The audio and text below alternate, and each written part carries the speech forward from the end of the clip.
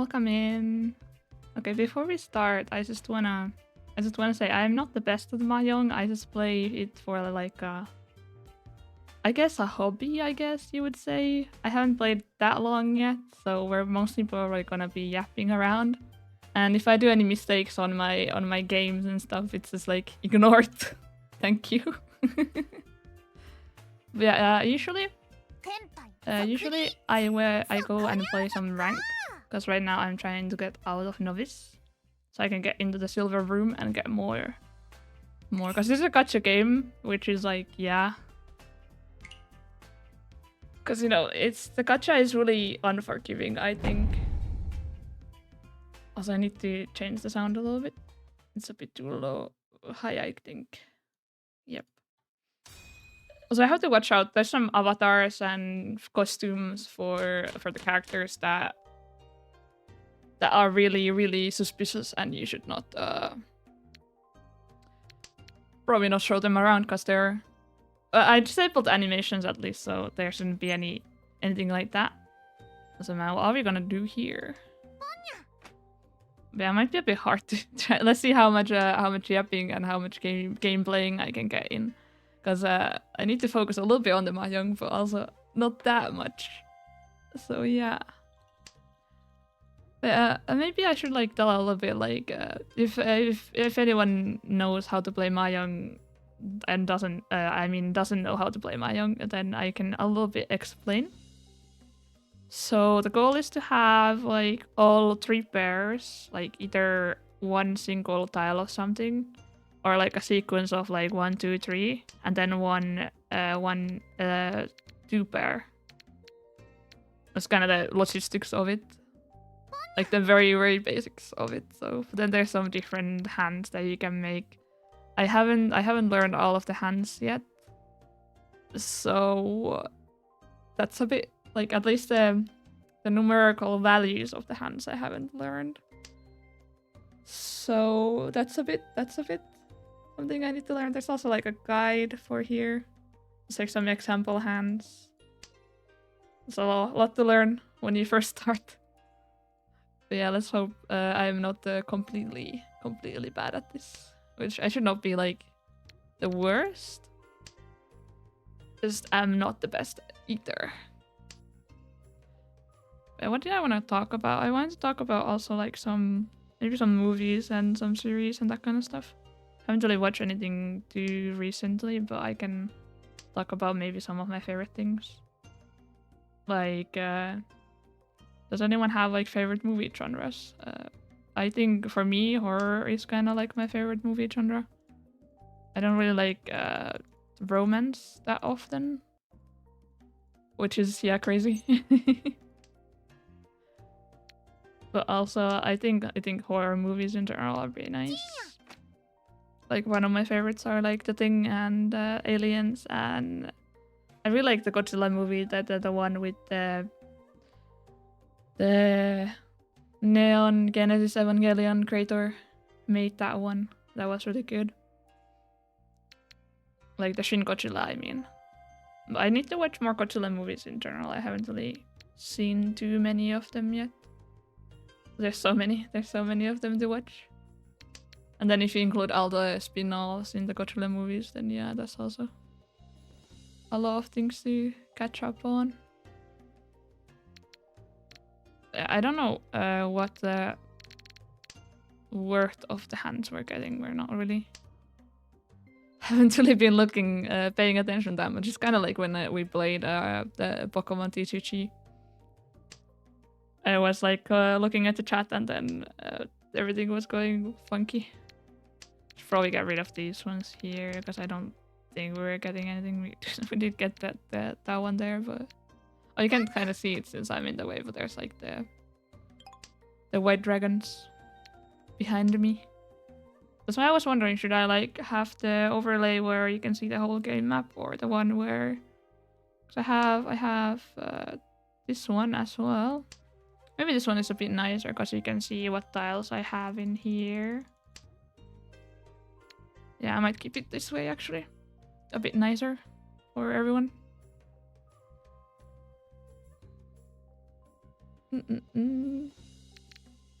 should probably like, because I have 6, I should probably get 7 somewhere.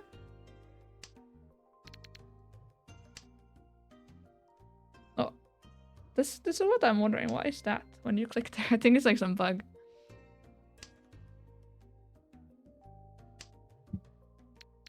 Yeah, let me get there. I put some notes for what I wanted to talk about.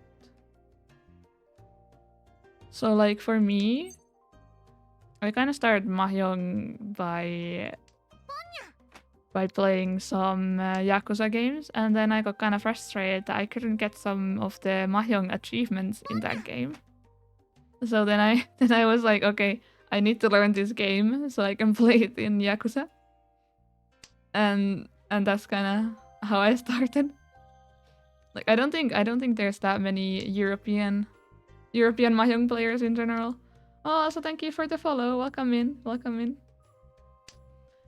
But I don't think there's too many Mahjong players in Europe in general, because it's kind of something you either learn from your family or you discover yourself outside of everything. So for me, that was the Yakuza games, and then I also played the Final Fantasy Online, and I got hooked up with the Mahjong game inside there. So I think I might set auto draw and discard so I can just talk, since I'm just waiting for that one tile. I started playing Mahjong Souls after watching a couple Mahjong animes. Oh, which ones? Did you watch Akaki? I think that's one of the best ones.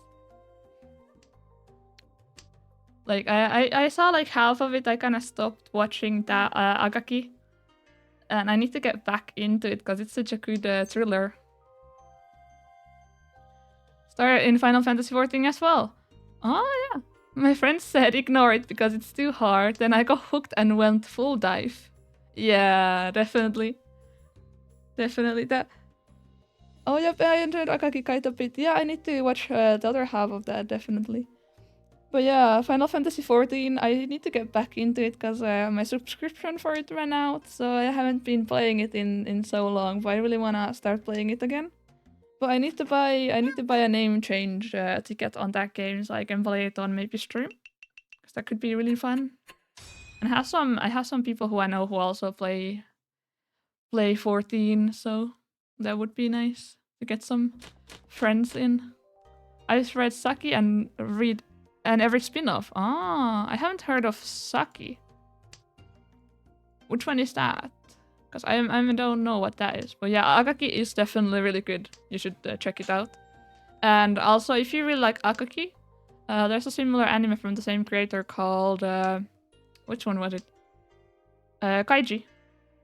That's also like one of my favorite animes, technically. Like, it's definitely in the top 10, at least. It's like about the dude who gambles his like savings and everything, and he's broke, so he joined in. Yeah, Kaiji is also really good. It is really good. Like, if you like Akaki, you should watch Kaiji, and if you like Kaiji, you should watch Akaki. That's both of them are like gambling related, which Mahjong technically is, but not really. I actually have like a pretty funny story regarding that though. Didn't really enjoy the second season that much though. Yeah, I mean, the first season is definitely the highlight of it. Saki is like high school Mahjong Pal anime. Oh, maybe I should check that out. Because right now I haven't really watched any anime about Mahjong. Before for the story, I was about to tell like I have like a friend who came from China, and he has like a grandma who has like a Mahjong parlor in China, and you're not supposed to play for money, but they have like the underground Mahjong where they sometimes just play with them with like money when even they're not supposed to. So a couple times there's like some police have been checking out the parlor because they do that sometimes, and they've been like, okay, quickly hide the money, pretend we're just playing. Because I think it's illegal to play for money there, because it's kind of like an underground thing. It's the same in Japan, yeah. I heard Japan has like really weird gambling laws. I tried to go. I've been in Japan once, so in there I tried to do the pachinko a little bit just to see how it is.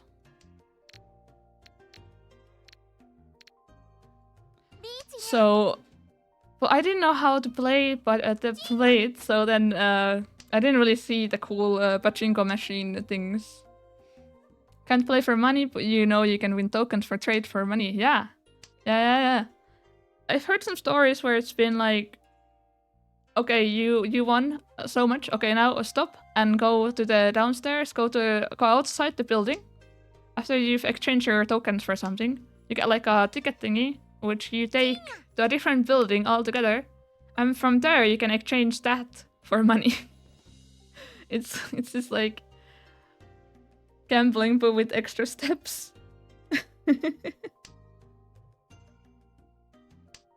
But I think Mahjong is really addicting. Also, oh, Chuma. Yippee! But yeah, I don't. It's always a surprise how much I get the points, because I don't know how much everything is worth. I just know some of the big hands.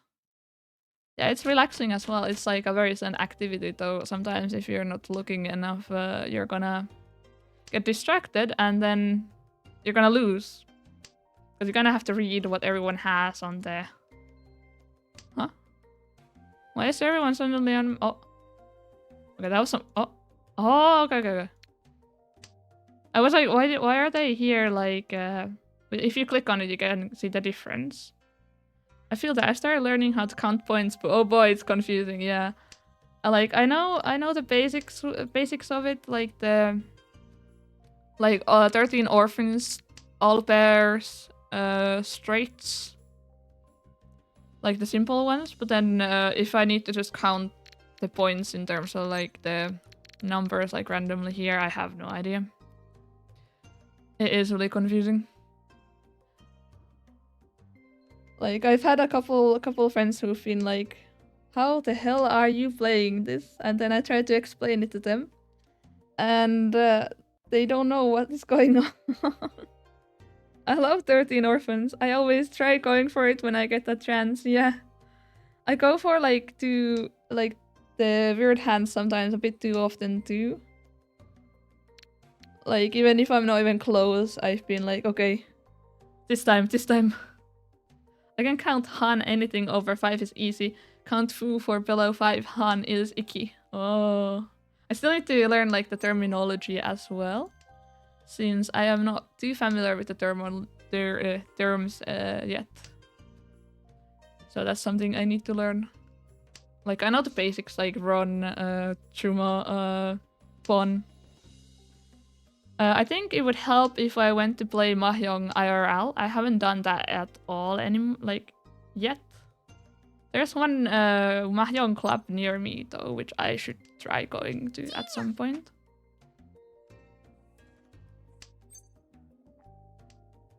But I don't know, what am I gonna go for here? Weird. We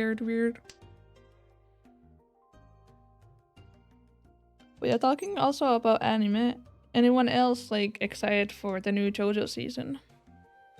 Neither. I'm too socially anxious. I've also got a local club near me. Oh, yeah. It can be a lot to just take the first step to meet all the new people and go play for the first time. Yeah, it's a big step from just playing online.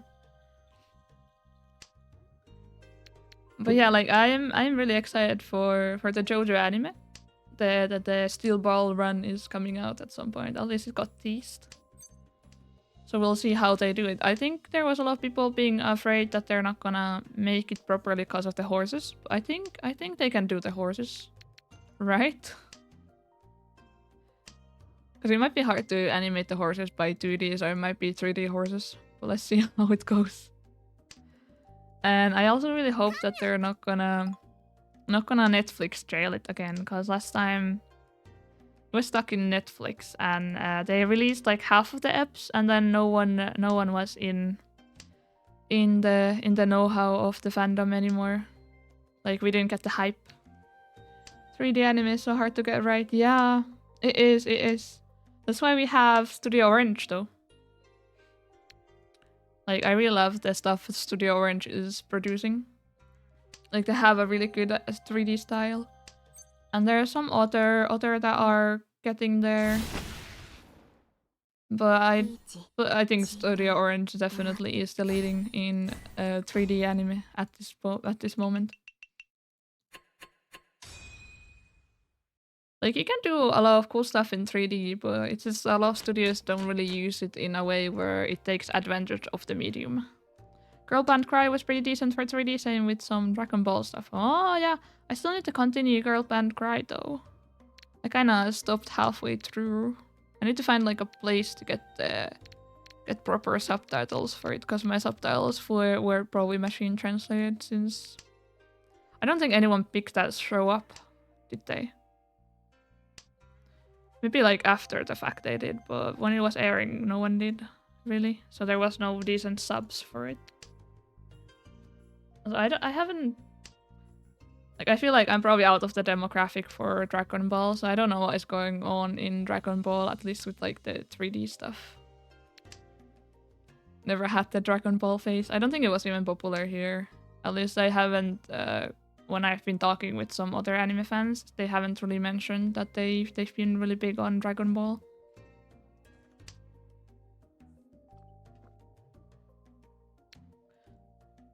I'm in lead.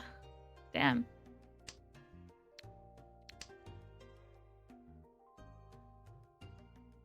But yeah, I think Dragon Ball is pretty cool, but just from an outside perspective, I don't think I have the power to push through it though.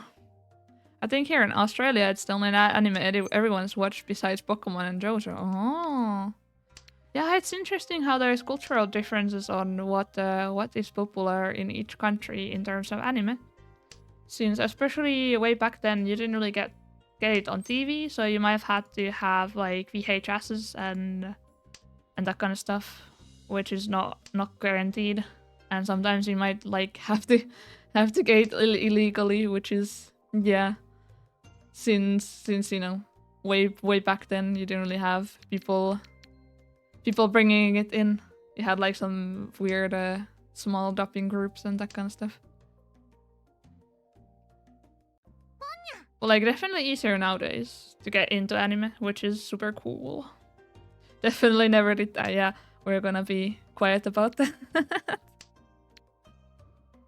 I mean, if you grew up like in the early 2010s or just 2000s, it's like that was kind of the only way of accessing some shows, since it was really hard to get anything like in the legal ways, so had to go sailing.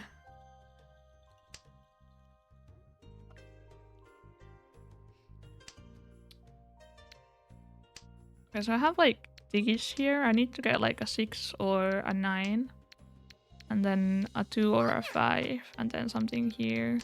I don't know which one I'm gonna make my pair, but let's see. I kind of want this to have, I guess this is our pair now.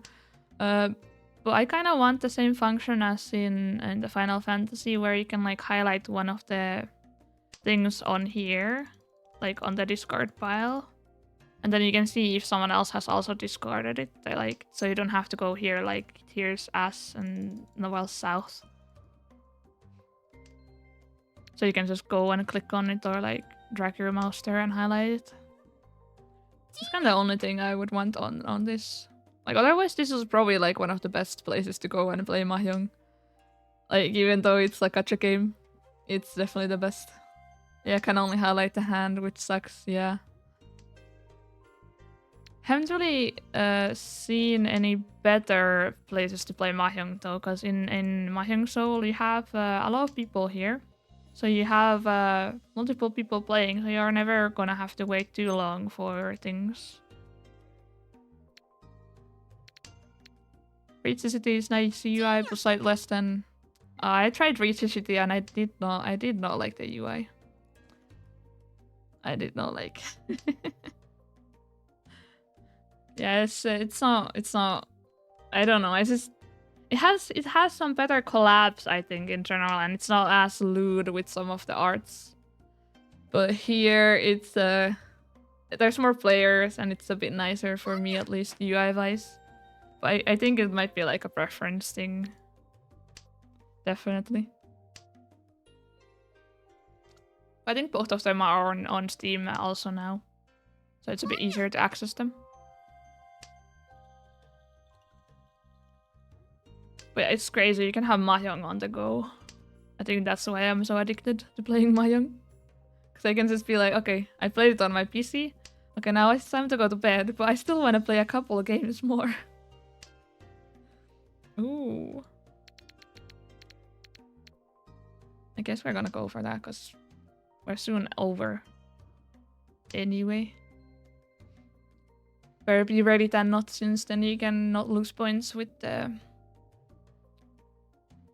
Like, yeah, probably. Gonna be a tie. Yep. 100% of preference thing. Also, yeah, Richie City was winning because Steam, but with this on Steam now too, I can't stop playing. Yeah. Definitely, it makes so much sense when you just get it on your PC as well. So you just need to be phone gaming all the time. Which, I mean, phone gaming is cool when you're out and about, but it's nice to have it on your main platform, which usually is Steam, at least for the PC gang.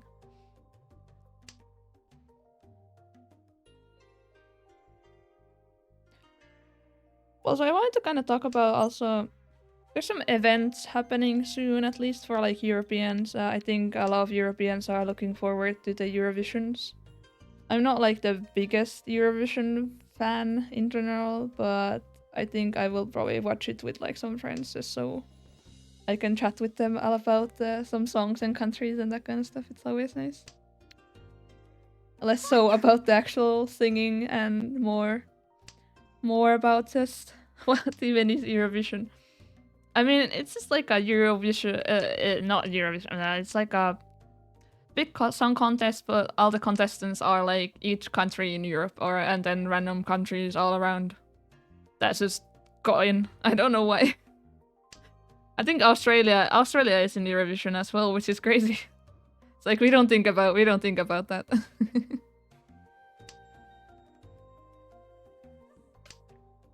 Also, like a big song competition, yeah. It's like every country has like their own small competition usually, and then they decide who they send over to the big contest with like every other European country. And then they do like semifinals and finals and that kind of stuff. Yeah, Singer Olympics, definitely. I never really cared that much about Eurovision. Only song I heard from this year was the Sweden's one. I quite like that one. Yeah. Isn't that the Bastu? That one. I haven't like heard that at all yet, because I kind of like to keep myself without any spoilers. So when stuff happens, I can just laugh at the contest or that kind of stuff. Yeah, that one. Yeah. No. But yeah, I hope there's like some memes again. That's always fun. I'm usually looking forward to that stuff, unless so for actual good songs. It's either you have like a really interesting performance or you have like a really funny song. So one of those is always my highlight. Ooh. New hand. Let's see what we can cook with this. Probably some greens. Or the bamboo, I don't know. This one I just call circles. This is just the numbers, and this is the bamboo for me. Don't know if that's quite the terminology for that. But yeah, it's like probably like one of the biggest singing events in the world. Just in terms of the whole size of it.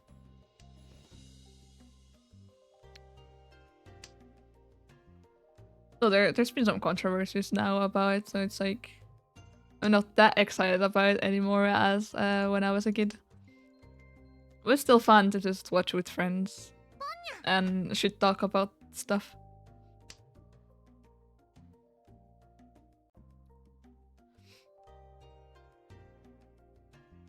Also, man, is everyone having like good weather since it's spring now? At least here it's spring. I'm not sure elsewhere. It might be a little bit different.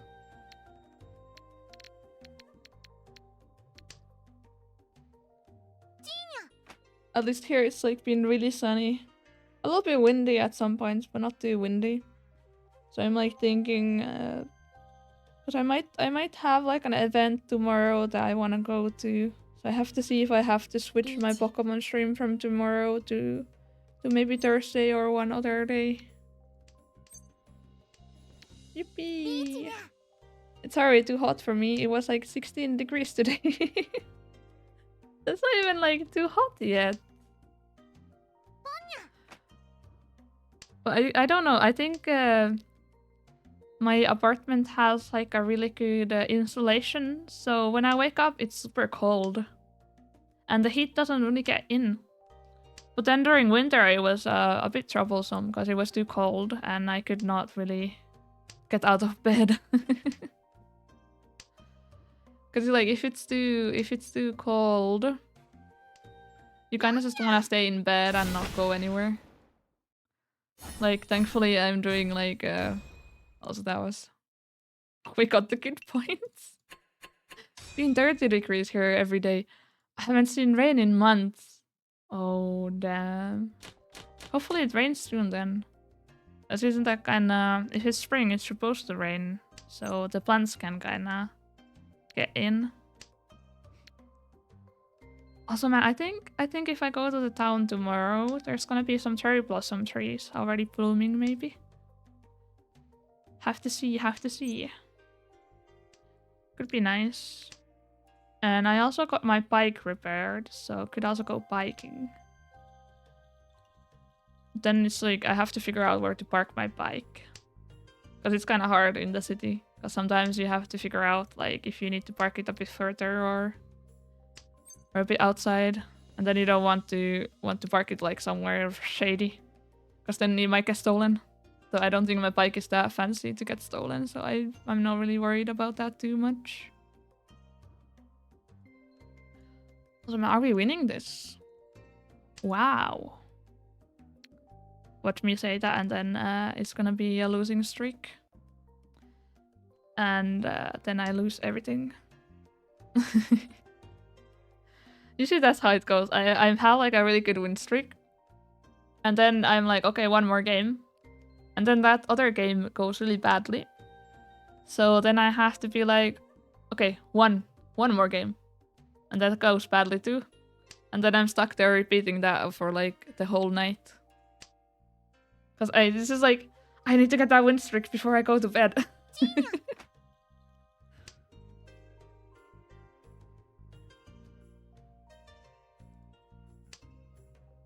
So man, let me see. Maybe a 7? I'm gonna end this round fast so then I can get the win. Get some points. That's exactly how it always goes, yeah. And we're getting pretty fast, everything. Just have to check.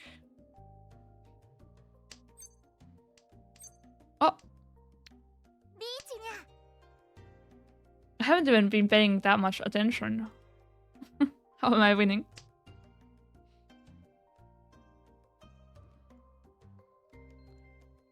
Wait, also, has anyone watched anything good recently? Any movies, any shows, or played any good games recently? I am kind of looking for like recommendations in general. Since I am kind of running out of my own ideas for what to watch. I mean, I do have some idea, but then it's like, what do I prioritize is always the problem. Like, the seasonal is very dry with anime, so I haven't really been checking anything there. Played Repo with some friends, was pretty fun. Yeah, I've seen that Repo around, but I don't think it's one of those games that I would be playing. Since it's a collab game and I don't really want to play the new trendy game. Also, man, we did not win. No. Well, we came in second. But yeah, I think Repo is one of those games that is it is 100% a game you can only play with others, yeah. And I don't think I have any friends who would want to play Repo. I have a couple who say that they're already fed up with seeing Repo everywhere, so I think that's a sign of like not getting into it. This season has indeed been really dry on the anime side of things. Haven't really watched anything either. Yeah. And there's some good sequels, but those don't really count for seasonals. At least I don't really count them in when I say that. But I am a really big fan of Black Butler. So I've been watching the newest season on that, the Green Witch arc. And I'm so in love with like how Cloverworks is adapting the show, not the show, the manga. Because it was in like a purgatory at one point. Like we had no idea if it was gonna get anything new. And I'm so happy that I got into like a really good studio and it's been really good. Shangri-La Frontier was okay last season. The only okay thing this season I'm watching is the Apothecary Diaries. Oh yeah. Yeah, I think a lot of people are doing more of the continuations this season. Which is understandable. There's some really good continuations this season. Though I haven't even watched some of the continuations first season. I've been really busy since I started streaming and that kind of stuff. Which is kind of funny. Like I need to find some time to like do some anime stuff and maybe do some video games that I would probably not want to stream. Since I need to balance that out a little bit so I don't just have streaming, so I'd have like some of my hobbies as well on the side. But I mean, for gaming, it's a bit of a different thing, since if I want to play a game, it's usually like, okay, might as well stream this and not just and not do anything else, like on my own. It's the same. I used to watch a lot of people play different games, but now I've had to kind of restrain myself from doing that in case it's been a game I've really been looking forward to playing. Like there was a new game from the It Takes Two developer. I think it was Split Fiction. I really want to play that, but I think I should save that for maybe like a collab at some point. Since I've heard that's a really good game for like collabs. Also, do we do like pairs? Or all bonds, maybe.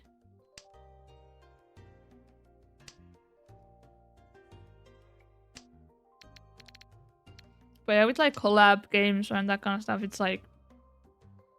The thing is, you have to find someone who wants to play the game, who has the time for it, and who has the means to get the game as well. So you need to align a lot of stuff for that. Go for the dream, all concealed triplets. Yeah. Probably. I mean, we can attempt to do that, but if we get like some bears here, we're probably gonna do some other thing. Let's see. I've had concealed triplets a couple times. But not in here on the Final Fantasy. Yeah, I think for multiplayer games and stuff, I should really get back into the Final Fantasy Online. It's my bread and butter. Though the bad thing is that it's the subscription based, so I haven't really been able to do that now. But maybe if I save some money for like a couple months of the subscription, I can maybe do that. Let's just go for this. Don't wanna start playing around with luck when I know my luck is very fluctuating.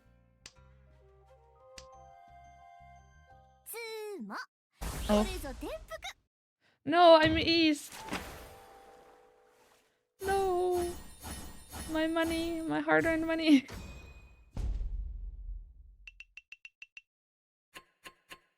Oh no. This is what happens when you play Mahjong.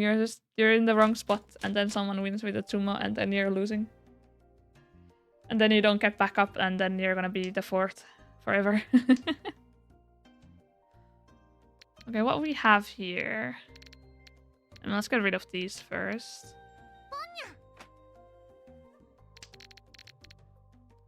Also, man, when people skip your turn by using the pawns.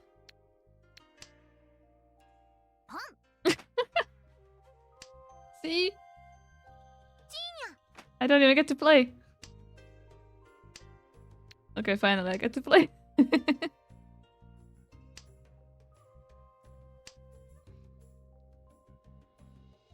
I love being skipped when someone is in Ricci. Yeah.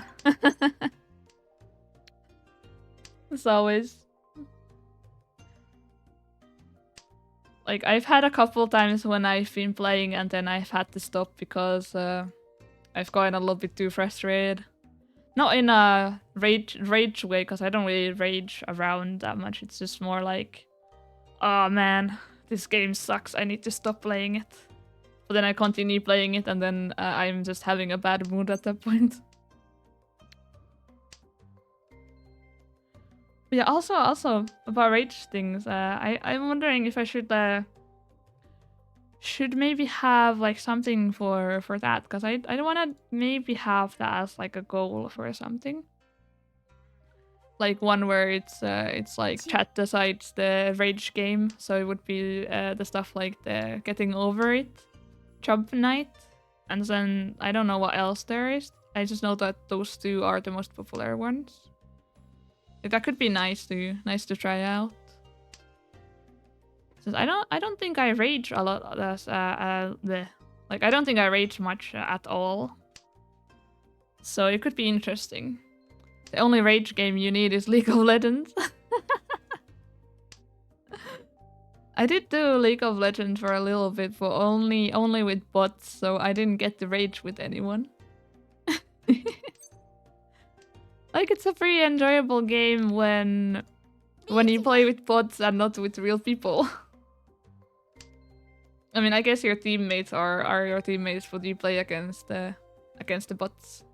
Jump King is a really good one. Yeah, it looks really nice. It has like super nice pixel graphics on it. You don't do the raging, the others do that for you. I've muted all chat now when I play. Yeah, I mean, that could be it, yeah. I think for my frustration, it's usually like the quiet frustration where I'm just like, oh man, like sighing. I play League just for the chat experience. Oh no. Oh!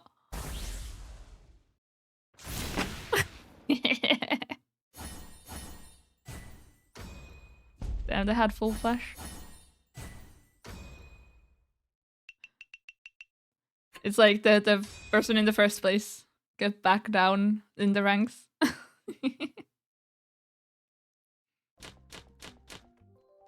It's definitely good when you're the bystander and the enemy's team is raging in all chat. That probably feels kind of nice, but like... I don't know. I think there's a reason why I am not playing League of Legends.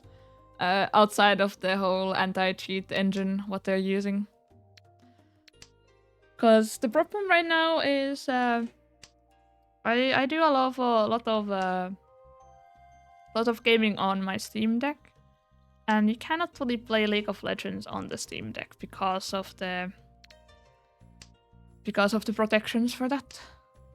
Usually they are raging at me. What do you do? Do you play like some annoying character there? All I did when I played the Jinx because of the shark cannon. That's all. And that was like one of the only characters you can unlock at the start. So. I think I only played like 5 or 6 matches altogether. Maybe 10, I don't know. I have some PD stuff in Street Fighter lobbies. Oh. I've never played any fighting games either. I'm not really a multiplayer gamer. Like, at least with the competitive side of things. Like I guess, it's the MOBAs. I play bad characters and I suck at the game. It's like, what is this person doing? I've heard that it's a pretty toxic game in general, so I haven't really gone and played properly. But it's not really my type of game anyway. Like, the only multiplayer game I played, as I said, was the Final Fantasy. And even that is on break right now. Like, I'm still doing the story for that. Which I want to get back to. I think I got into... What was it called? I think I played up to Shadowbringers. So I need to get like the new story patch for myself as well. I struggle to play single player games because I feel like I could watch anime or read a book instead. I mean, I think for me, games in general are experiences as are anime and books. So I kind of clump all of those into one. So if I can spend my free time, it's usually to watch anime or game or read a book or read some visual novels. Anyone actually here read any visual novels? Because I'm interested in that since I read a lot of those in general. Not as much the more generic ones. I read more otome since that's my jam. Mark of the Dragon. I've not heard of that. I can check it after the stream, maybe. But for me, I usually play otome games, so that's more like targeted towards women. So it's male love interests, and it's kind of like the dating kind of thing, but it has like a lot of good story. Okay, Marco and the Galaxy Dragon. Okay, I'm try and remember that for after the stream, and I'm check that out at least a little bit. It's always nice to discover some new things.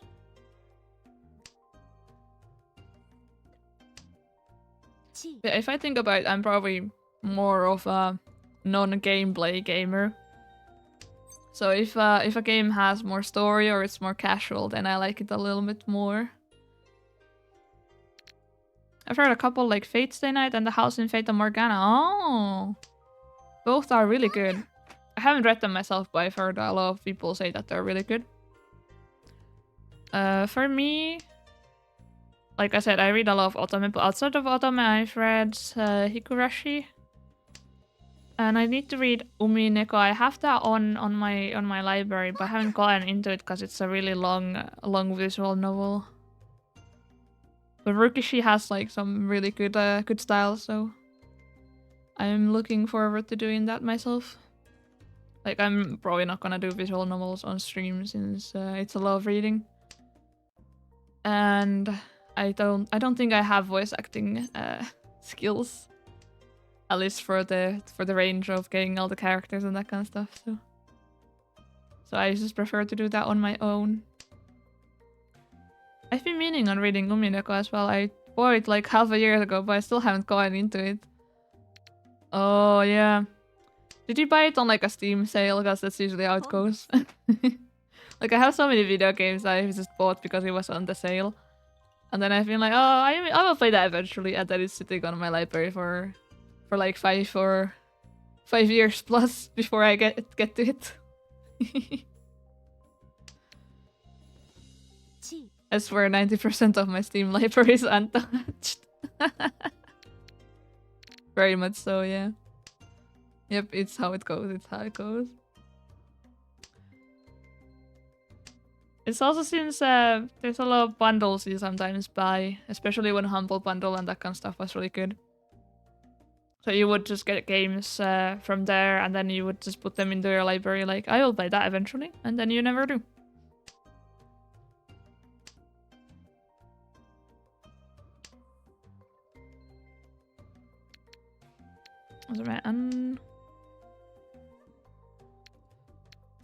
I need to get 5.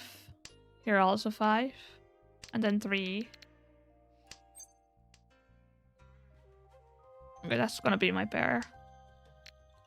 The 6 pair. Also, oh, I didn't even notice this player here.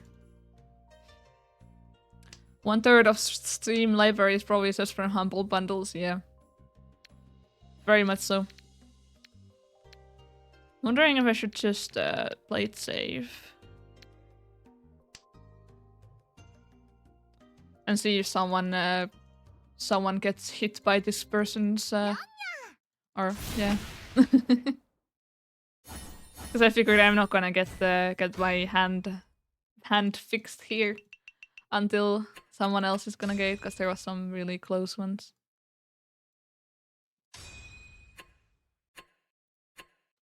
Oh man, this is what I'm saying.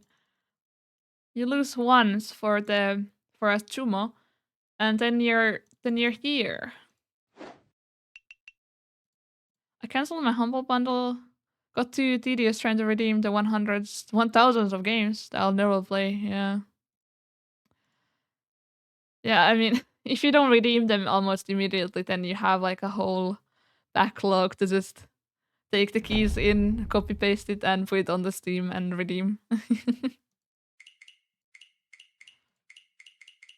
But right now I have like some like I got like a subscription for it, but it was one of those where you got like 12 months prepaid, and I don't have it ongoing, but I still need to use like 6 months, so I'm just here waiting for the good ones. This month was pretty alright, but it was like a drought for 4 months before that, so I'm probably gonna have my my 12 months are turning into 4 years or 5 years at this pace. And even when I get a bundle, most of the games like that I get from it are going to my friends' libraries, or just some random.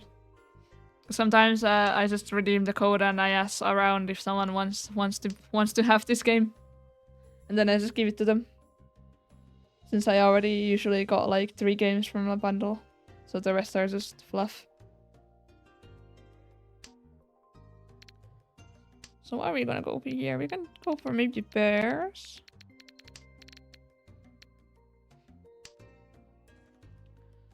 Well, so let me see what else I want to talk about, because I made a list of things to talk about, because that's always nice to do before a talking stream. Maybe I will start deleting some of the ones I've already done, so it's a bit easier for me to read that. Oh, let's go for bears.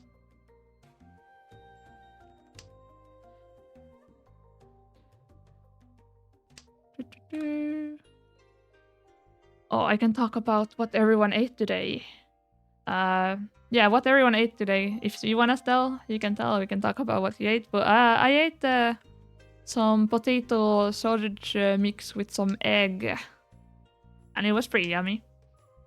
I might make some pancakes maybe today. I'm kind of craving pancakes after that. My go-to dessert is always pancakes, since it's super easy to make. I think right now, if someone saw me make pancakes, it would look like one of those store clerks making them, because I've made them so often. Oh, sounds yummy. I ate sausage rolls and ice cream. Oh, lots of sausage. I made burgers that had bacon and pineapple in them. Mmm. I think when you say pineapple on burger, a lot of people assume that it's bad, or people are gonna have a really bad reaction to it. But I think grilled pineapple is very savory. Like, it goes really well on some hamburgers as long as it's like properly grilled. Like, I like that. It's yummy. It's the whole same debate with like pineapple on pizza, but it just depends.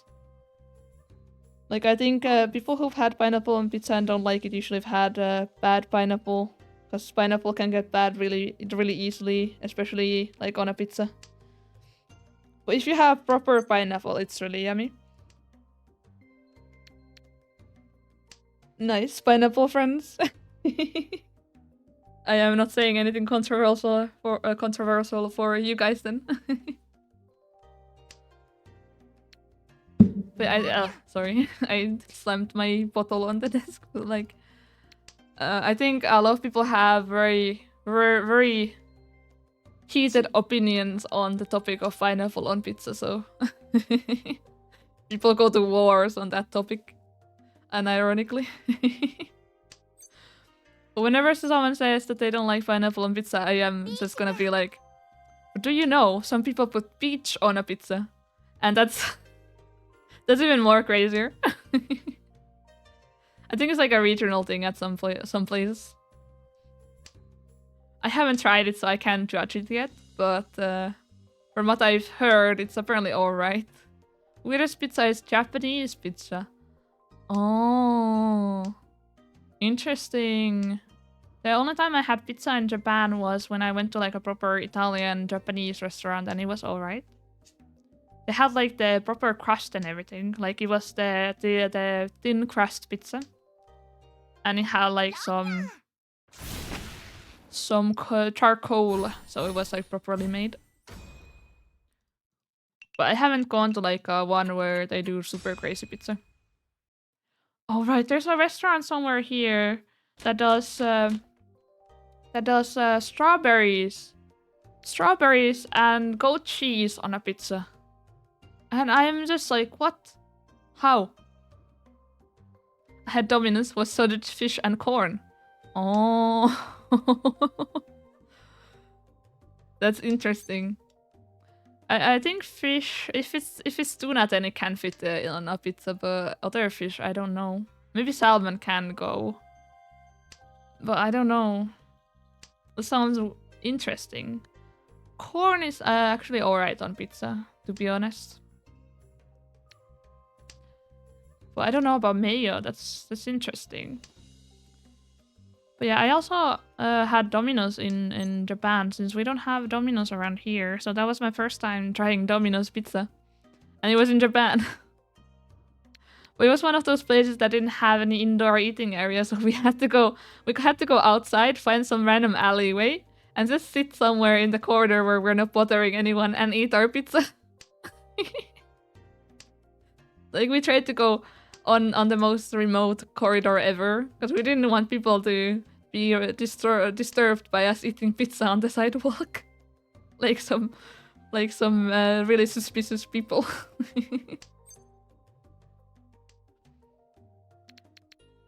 I think we had a couple people pass us by, being like, "What the hell are they doing?" That was me all over Japan as well with pastry goods. Yeah, I mean, it's kind of, you're not really supposed to sit around and hang around anywhere. That's not really good manners in Japan, but sometimes you can't help it. You're like, okay, I need to eat, but there's no chairs anywhere, because they don't really do benches or chairs, so you're kind of out of luck if you wanna just be somewhere and just calmly eat something, because you don't want to really go and walk with your food either. So then you're just gonna look like some delinquent. Especially if you stop in front of the store to eat, because then you're just there like just on the side, maybe squatting as well, usually standing, and you're just eating some pastry. Like outside the 7-Eleven. Or Lawson. It's like, which one is better, Lawson or 7-Eleven? I think for me, I liked Lawson a bit more. They had some really good pastry options. I really like getting their sandwiches with the whipped cream and strawberries. That was really yummy.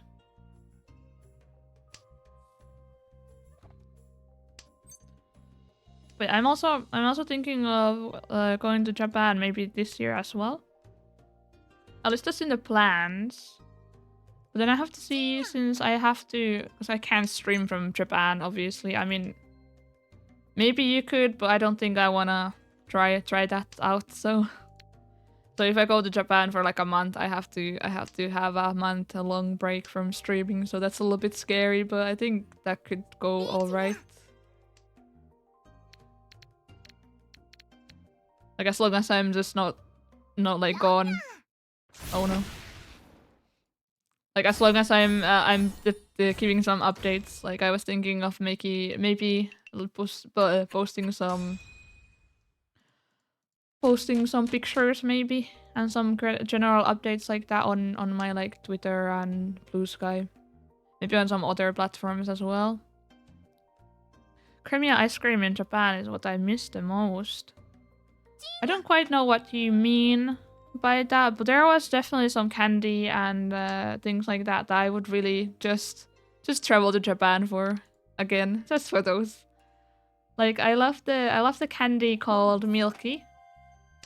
with the kid with the tongue out on the picture, like the red one. Next time I'm going there, I'm definitely bringing like multiple bags of that with me. Oat milky, yeah. That's the best thing ever. Like I definitely gonna bring like a luggage full of that. Right, that's also the problem when you go to Japan. Everything is kind of cheap compared to if you were to send everything over. Also, what is going on here? Oh, what I wanna try. But yeah, we had to buy like a new luggage carrier from Japan just so we could get our stuff home. So we had like maybe 3 full luggage bags full of merch and books and everything. Like I bought a lot of manga when I was in Japan, and that gets really heavy really fast. So I had to buy 3 suitcases for books specifically, yeah. Like you don't really think about it, but books are really bulky and really heavy. So you have to pack them also carefully and that kind of stuff. So it's gonna add up really fast. Especially if you don't want to go over the luggage limits.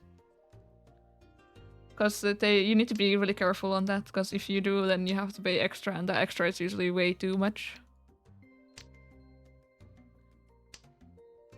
Yeah, like I bought some manga from like some franchises I really like that haven't had a translation, and I don't think are gonna have a translation at any time, like ever. Like I'm really big on Idolish 7, if you know that show. It's like an idol anime. It's like my favorite anime specifically. But it's kind of underknown. Like people don't really know it. But yeah, I bought some manga on that one. Yeah, I did the same ones that have 0 translation, yeah. Because I do prefer having the translations, like the translated version. Oh, how do you spell it? I mean, I can...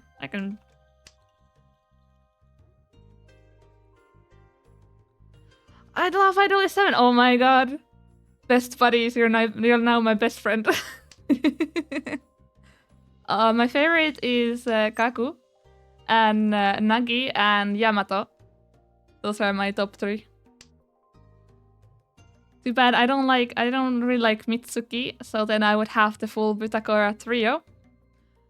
So, because they have lots of merch together as the trio, so it's always like, no, I do not want Mitsuki. I want Yamato and Nagi specifically. But yeah, I was so excited. There's the new season coming out at some point. We haven't had any news on when it's coming out yet. But yeah, it's like probably I would say it's like the best idol anime in my opinion. I've seen multiple ones, and also it's my favorite anime in general. Like I really recommend it. You like Tamaki? Oh, Tamaki. With the pudding and everything. Oh, solid. Oh, it's Panda. Is it like male bang dream? I mean, not quite. It's not a band anime. It's like idol stuff. But I would say it's a bit more closer to being like it's not quite like Oshiko, no. But it has similar themes of the idol industry being like the main focus, and then it being really focused on the realism of the industry and what it means to be an idol. But it's not as edgy. So more like Idol Masters. Yeah, I say definitely more leaning towards Idol Masters. Yeah. Especially the very first Idol Masters anime. If you... I mean, you probably know that, yeah. So they're really similar to that one, but it's more. I think I like it more than Idol Master in general, but I think that might be mainly because I'm more in the demographic of Idolist 7 than Idol Masters. And Idol Masters kind of suffers from their there's so many different seasons, different groups, so it's hard to like when you say Idol Master anime, it's like which one? Because some of them are good, some of them are not good, or some of them are straight up bad, so it's a mixed bag. But yeah, the original one is really good. I really like that. It has some really good... Yeah, it suffers from oversaturation of itself, yep. Yep. Definitely. That's why I kind of prefer Idol 7 a bit more, since it's a full package. It doesn't really go into having like multiple different iterations. Like, it's still a really big cast in itself, but I think it handles the cast really well.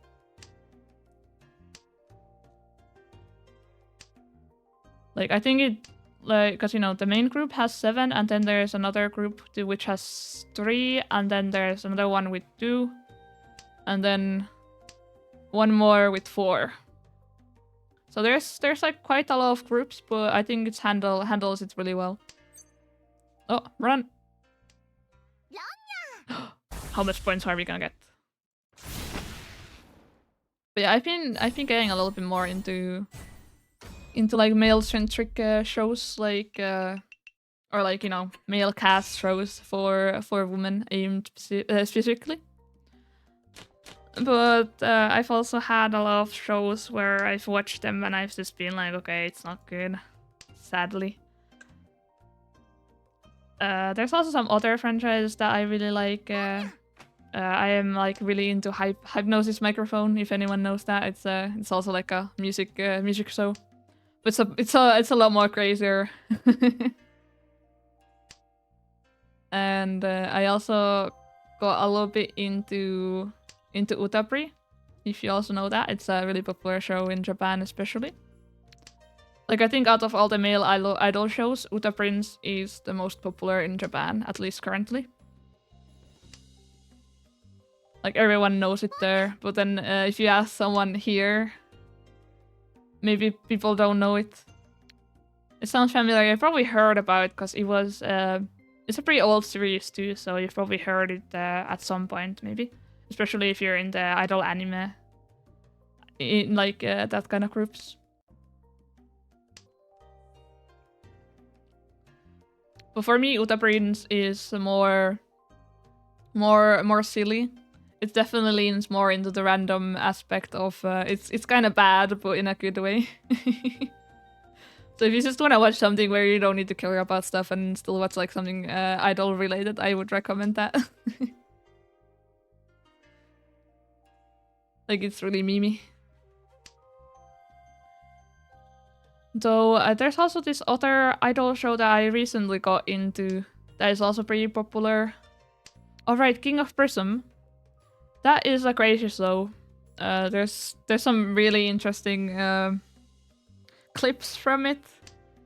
But that's like one of those... there's literally one clip where one of the characters literally has a crucifixion. Like, I have no idea what it is about. It's just good. I need to head to bed since 3 AM. I need to work in a few hours. Nice meeting you. Yeah, nice meeting you too. Always nice seeing new people as well. And have a good sleep. Hopefully you don't need to wake up too early. Good luck in the games, definitely. I am the luck incarnation. At least hopefully.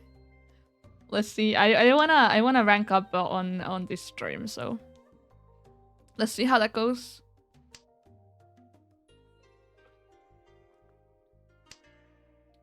And I've been yapping so much that my water is almost out. So let's see how long that lasts. I'll keep myself hydrated. Since also yapping. You know that I've like talked about some anime as well.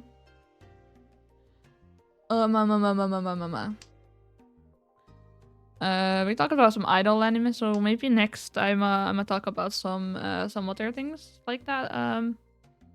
I recently watched all of Cardcaptor Sakura, and I thought that was really nice. I love all the characters in it, and the whole style. I love Clamp, like the style of Clamp.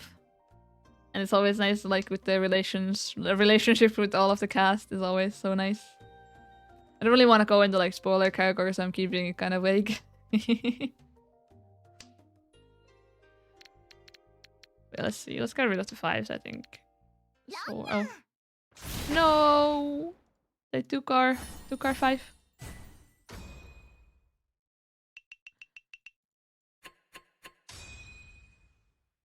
Are we at the last place? Oh, second. We got 3 points. But yeah, let's hope. What is it even about? I always heard the name and see picture of the main character, but never heard the premise of it. It's about a girl who finds a book and opens the book, and then the book spews out a lot of cards all over the town. And then there's a guardian of the book and of the cards. And then she is tasked with gathering all of the cards together to undo what she did, and then she becomes like a card captor. So that's kind of the synopsis of it. It's kind of hard to explain in a way, but it's like a episodic anime. So it's every episode is kind of like card of the day kind of theming. But it has a lot of other stuff going on for it other than that main premise. But that is like the main thing, what it's about. But I really like. There's so many characters in it that I really like. I like Sakura's big brother especially, and I like the relationship with him and then one of his quote unquote friends. They're like so cute. But yeah, I would recommend it. It's a really good show. But don't do too much at once since it's episodic, so you can get burned out on it really fast. It's best left off for well, as a show where you just watch like one episode every morning, like how you used to watch cartoons when you were a kid. So that's like really neat for it.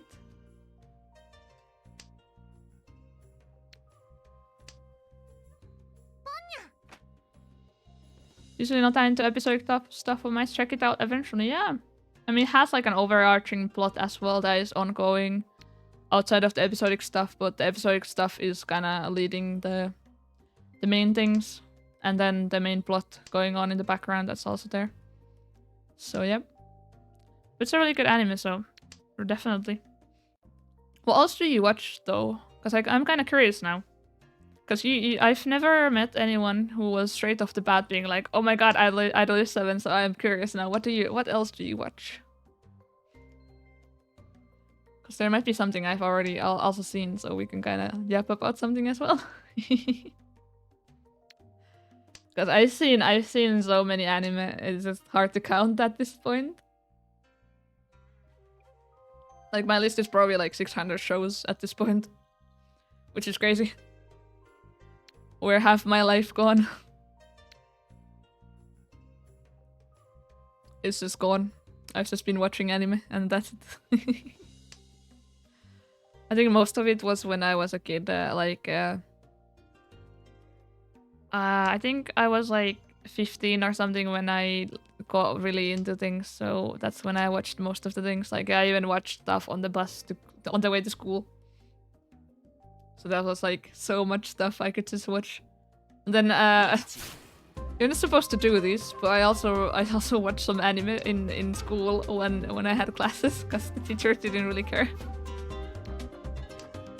Also, man, this music goes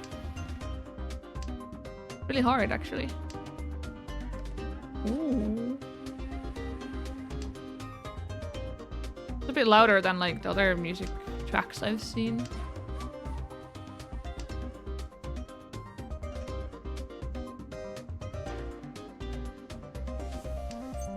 Oh, Richie.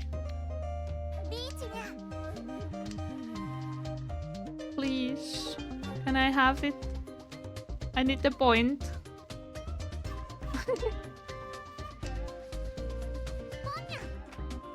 Oh no. Okay. Me too.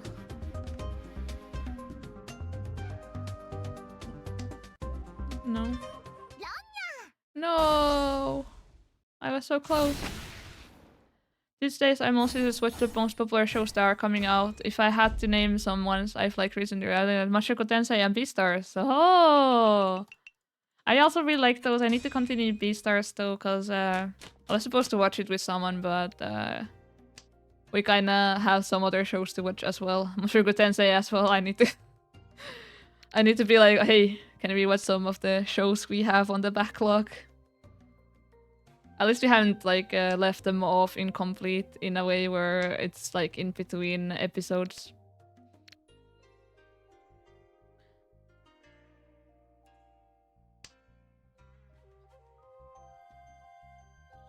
But yeah, I forgot what studio Mushoku Tensei is, but the studio that is animating that is like, that's like their baby at this point. Like the animation in it is so good. Same with like Beastars, Studio Orange is always so good. I was so happy. I was so happy when Studio Orange made the movie for Idol 7 because that was so nice to watch. I was like so happy. Beastars is so good. I wasn't expecting them to 3D anime that much. Legoshi might be one of my favorite anime characters of all time. Oh, yeah, Legoshi is really nice. I also like Legoshi. He's like a really sweet big giant, I guess you would describe him as. So I don't know what is happening in after the first season. I'm still there. So I have a lot to catch up on. Not quite sure if it's like almost complete with the adaptation, or if there's coming more. I think Mushoku Tensei Studio was made specifically for it, though I might be wrong about that. Not sure. I don't remember at least something like that, but I might just also know. So yeah. See. But yeah, also I was so sad. I went to Japan right before the Idolist movies came out. Like if I was in Japan for like a month longer, or like month in a difference, I could have gone and seen them in the movie theaters. So I'm so sad I didn't get to do that.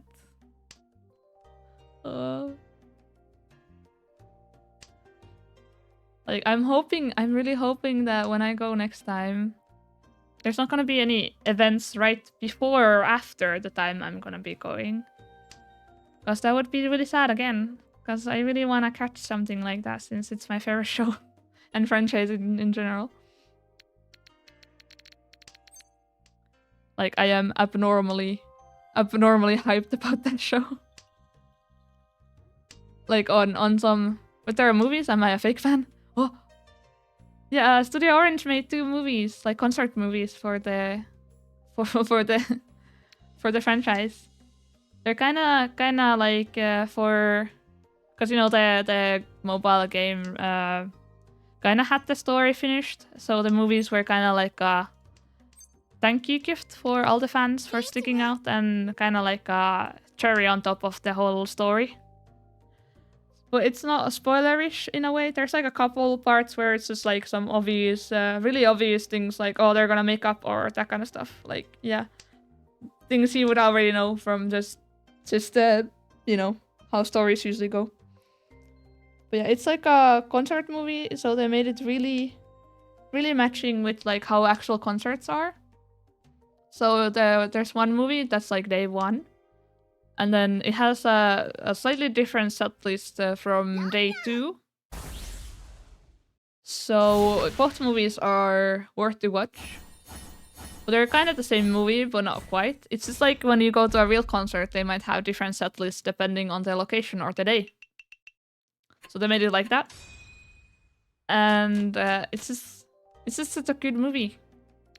Like if you want to, like I recommend watching it. It's I got really emotional when I watched it. Because, you know, it's like they have all the songs and everything in there, and it's like some songs have been like really, really like emotional for me. Like when they did like Monster Generations for like the multi-millionth time, it's just like it hits so well. But yeah. But yeah, Studio Orange, the GOAT on that one. So the fact that it's more realistic kind of bums me out a little bit. Because then they didn't do like the crazy camera angles and that kind of stuff, since they wanted to make sure that it looked like a real concert. So they even like designed like drones for the movie to be like, okay, how would we have these lights shining on the stage in real life? And then they made like drones in the movie for it. And I think also I saw some behind the scene stuff, and the way they filmed it was by having like some actual cameras and going into like a VR space with like because they modeled all the action and stuff. So then they went in with the cameras to find the best angles for the concert movie, and I think that's like super cool to think about. Like they really went so hard on the technicality of the whole movie. As is usual with the Studio Orange. They always go crazy. Probably like one of my favorite studios after Troika, of course.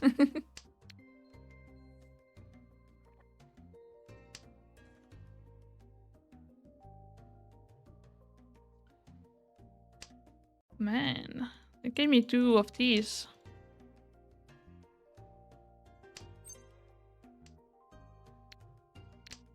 Okay. If we get 4, then we can maybe do something here.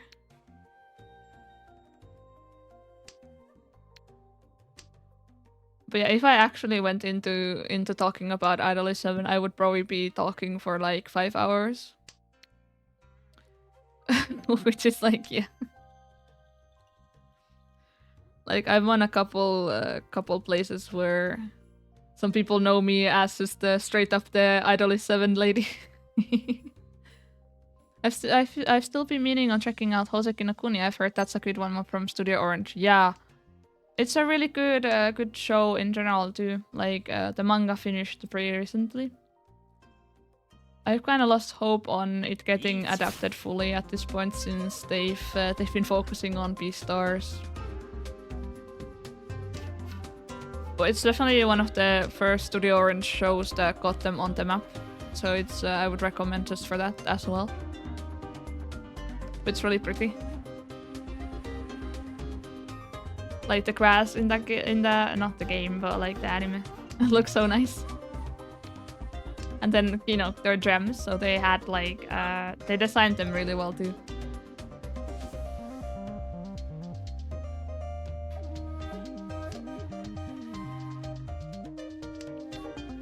It's like a lot of self-discovery, like about that. And a lot other philosophical things. It's like sometimes I'm on the mood for more serious things, and sometimes I'm in the mood for more comedic things.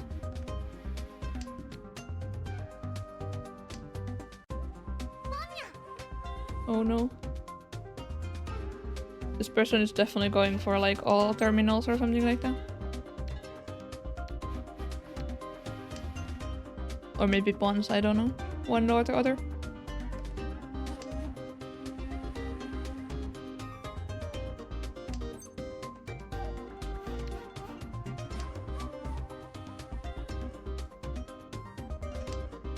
I don't have anything here, now I'm gonna lose points.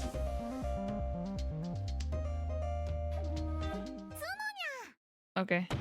I'm not losing points, thankfully. I mean, I'm losing some points, but not under the sea.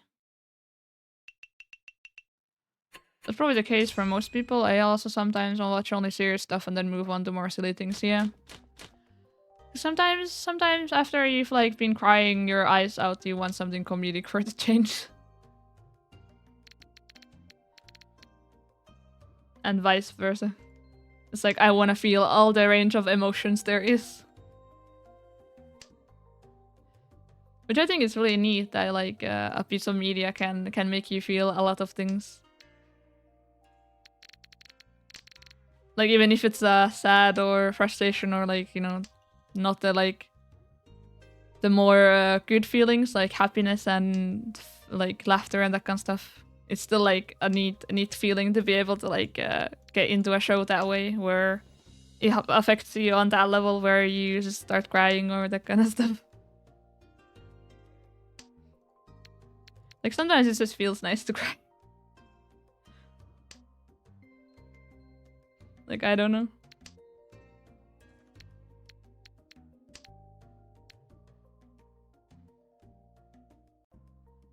Especially because I don't think I personally, I don't really like cry that often. So it's usually because of some media that I start crying. And not because of life situations, which I think is, which is probably optimal. Yeah, it's amazing to feel things just by watching or playing something, yeah. Like I think that's what media is all about. Making you feel something. Outside of boredom, of course, because if you're bored, then that's the worst feeling you can have out of any media. Like, I've watched some stuff where I've just been so bored that I've just had it as a background noise or something like that, or then just being like, okay, this is clearly not working out, and then I just turn it out.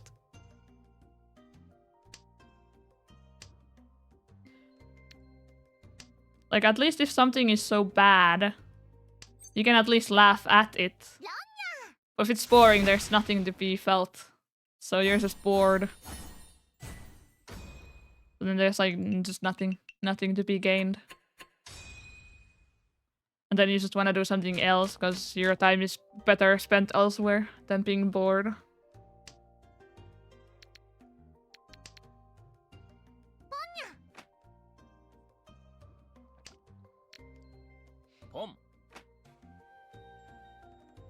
Okay, what if from anime we move on to either shows or not shows, movies maybe? Ooh.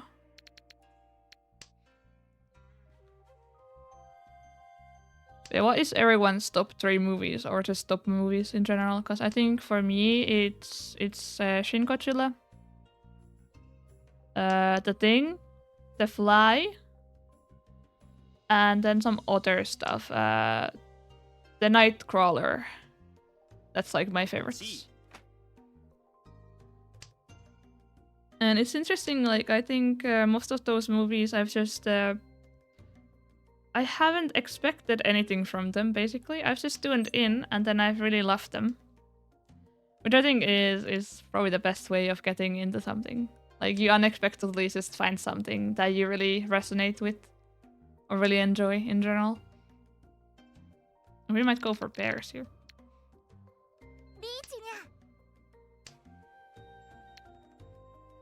I don't watch any movies. Oh, it's been kind of hard for me to sit down and watch one. Interesting. I don't think I've ever met someone who doesn't really watch movies, but I guess there might, yeah, I mean, you're the first one then. I mean, there's probably some other people as well.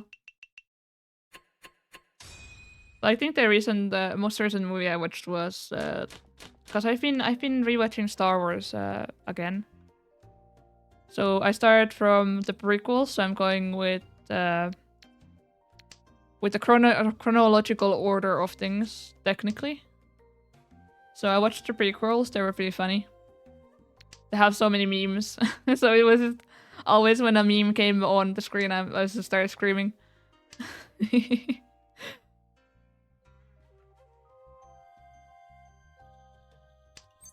Also, man, I'm wondering, I really want to do like a hear me out cake at one point. Cause Darth Vader would definitely be on my hear me out cake. So I was thinking of like, cause I do have my birthday on the next month, on the 7th. So I was thinking of maybe doing something special for it. And a hear me out cake could be really funny. I have at least seen the Star Wars movie, though it was when I was a kid. Yeah, I mean, that's still alright. I don't think they're my favorite movies in general, but they've still been really fun to revisit. I did the same with like Harry Potter like maybe like 4 years ago or 3. And it was interesting seeing how it like since you've grown a bit and you only like I saw them when I was a kid last time, so revisiting them is like pretty nice because your taste can change really a lot since as a kid you might not have the best taste in things. Like I think a lot of kids put like the same old movie onto TV for like 100 times and they never got bored. I can't really remember what my kind of movies were for those though.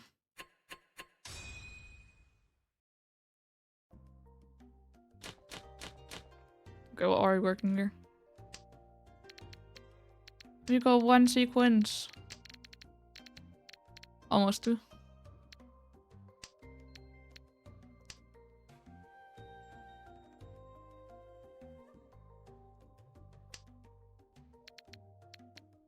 But also, I watched like the first Star Wars, like the one that was actually released first, and I couldn't find a version where it wasn't like the one where Lucas didn't put the 3D stuff on top of everything. So I was kind of sad about that, but otherwise it was pretty nice to revisit it. So now that I revisited that one specifically, I'm like, man, Star Wars is such a nerdy franchise. At least like when it came out the first time. Harry Potter is definitely something I could see myself being interested in. I just find the wizard school setting kind of cool. I did see those as well as a kid, but I don't remember anything about them. Yeah, I mean definitely the movies do it a lot better than the books. The books are a little bit like, because you know, J.K. Rowling on the roll. If you know, it's like yeah. When you go look at the books and everything back, it's like, yep, there's a lot of things that are just like very suspicious about. And the movies tried their best to kinda get out of that. So the movies are definitely better, I feel like. Yeah, I've heard a lot of things about her, yeah. Most of the things are not good things either, so yep. See. That's why I'd say it's so hard to like if you like Harry Potter, it's kind of hard to also like because it's kind of hard to ignore like the death of the author and that kind of stuff. It's a bit hard to ignore with her since she's such an integral part of the whole franchise. So it's a bit yikes. But I really like what people have done with the setting and everything, like in terms of making their own sort of head canons for everything. Like those definitely go way harder than the original material.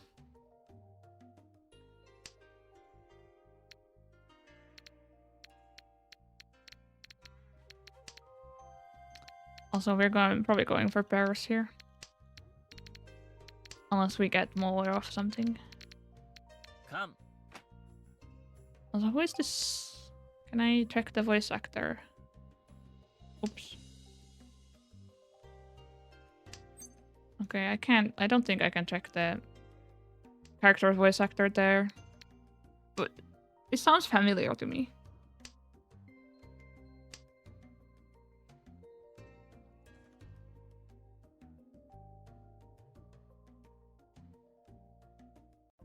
Like, who is voicing this character here? I need to know. Seems familiar. Right, I also was talking about the birthday stuff, so I was kind of thinking, I really would want to make a cake. I'm probably gonna make a cake regardless. But I was thinking of, like, I really want to make a cake on stream, but I don't think I have the equipment for that. Since you need some stuff for a hand cam. And I could do something with that, but I would have to get like some standard and that kind of stuff, and it would probably be a disaster, so maybe not this year. But I really want to do like hand cams at some point, definitely. Like I had some plans for opening some Pokemon packs eventually, but I would have to I would have to fund that a little bit. Like, save some money up, since I would want to open a lot. Yeah, that could be a bit tricky, yeah. So it's just like, there's some options that I was thinking. One of them could be that I could make a real virtual cake. Or just like do the hear me out cake, as I said, because that could be fun. But I would have to plan that out.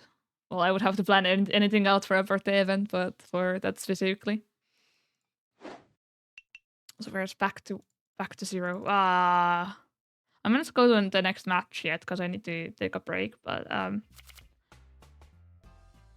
yeah, one option is to do it virtually, like I said, and then the other option is to make it in a way where I take pictures of every step, and then I do like half. Like, I'm not doing any cameras, but then I would be like making the stuff on like a just talking screen. But I don't think that would be interesting, and then it's a bit hard to make sure that the chat is active and that kind of stuff. So yeah, I have to think what I want to do on my birthday, because I really want to do something at least, maybe like a community thing or just something like that. But I'm gonna take a small break now, and I'm gonna probably be back in like just a little bit.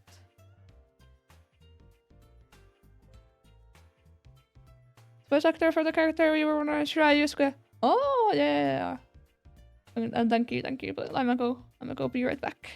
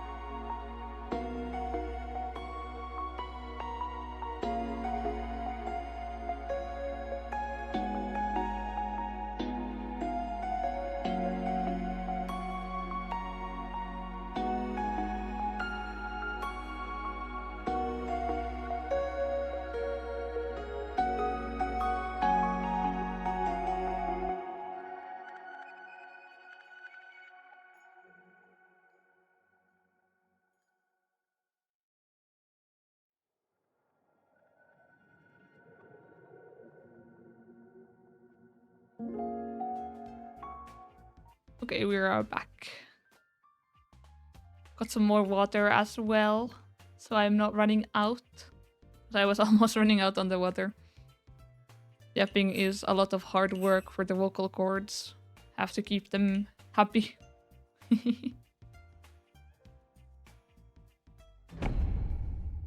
Yeah, I wanna rank up. I wanna rank up. Please. Let me rank up.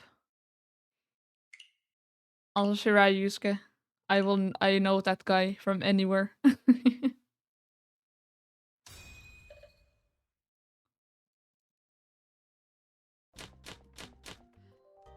I think outside of Shirayu's Skill, one of my favorite Seiyu is also Saito Soma.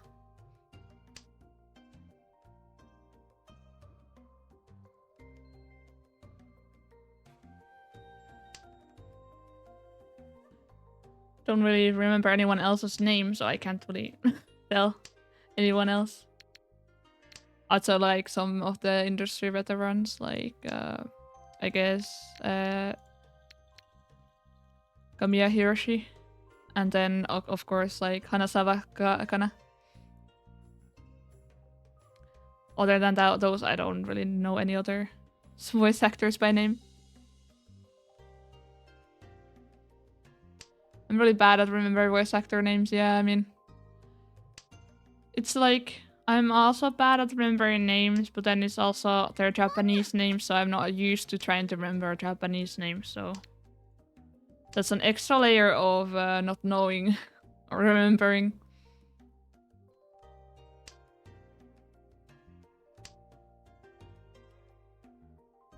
Let's see, what can we do here? I think I wanna kind of focus a little bit on the game as well. So I can start ranking up, because I want to rank up during the stream. So I'm not a novice anymore, so I can start getting stuff for the gacha pulls.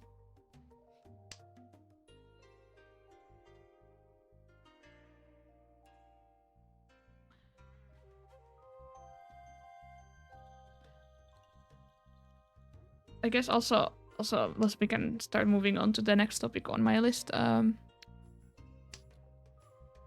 So for next week, I really wanna try playing out Princess Crown. It's like a Sega Saturn game, I think, that just recently got a patch for the English translation. And I've been really waiting for it to get an English patch, since it's untranslated officially.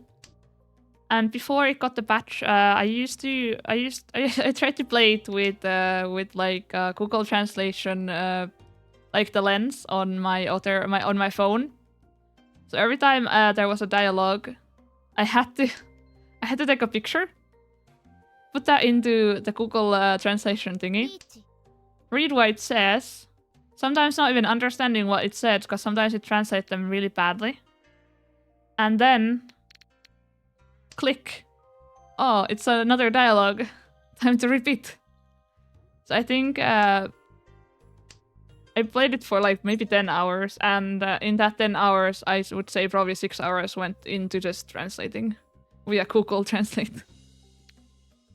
So now that there's an English patch, I'm really interested in trying that out with that. So that's like on my radar for maybe next week. I've never been brave enough to do that with any game. Yeah. It can kind of take away from the experience, since you know, you're translating it more than actually playing it. Like I'm really happy that I got the patch, because it's been years. Like I almost lost hope. I almost lost hope that it's not gonna get an not official patch, but like a fan patch for the English. But before that, there was just like a spreadsheet for like some really basic translations of the game, and nothing like definitive. And I really like that game because it has like some really nice graphics. It's from I think Vanillaware, if you know that studio. It's one of their original first games they released as Vanillaware. So I really wanna try that out on stream at some point. It's always great when stuff like that happens for an older game, definitely. It's the same with a lot of visual novels. I've been waiting for ages on some, and I'm kind of giving up hope on some of them. Yeah, Vanillaware, yeah. It's like one of their first projects they worked on as Vanillaware. So Princess Crown, if you want to check it out. It's a really cute visually. And it had a pretty interesting story from what I could understand and got into. You have like some of them. Oh, yeah. I haven't played any other Vanillaware games than the Princess Crown, because Princess Crown kind of stood out to me with the visuals. It's very cute. Would probably be a really niche stream. I don't think anyone's gonna find me just by searching. So I have to figure if I need to do some strategic category thingy, like using retro instead. Which is nice that there's more multiple categories like that, because, you know, if you play a really old game, there might not be even people searching for it, so no one's gonna find you if you just play something really old. Like, it depends. Like, I played the Metal Gear Solid. That one had a pretty good search rate, since it's a known game in general. So, but then for something like maybe like Princess Crown, I don't think they're even. I'm not even sure if there's a category for it, but there probably is. Potentially.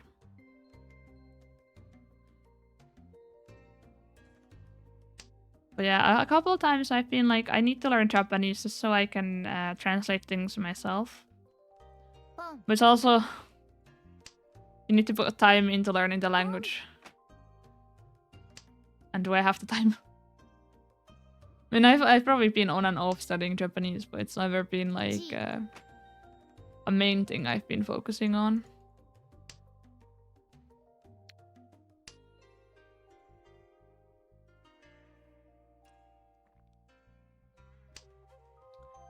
And then it's like I also have some other languages that I should be learning instead of Japanese, so. Or just doing other stuff than learning a language. Always need to prioritize. I did go to like an actual course for Japanese for maybe like 3 months.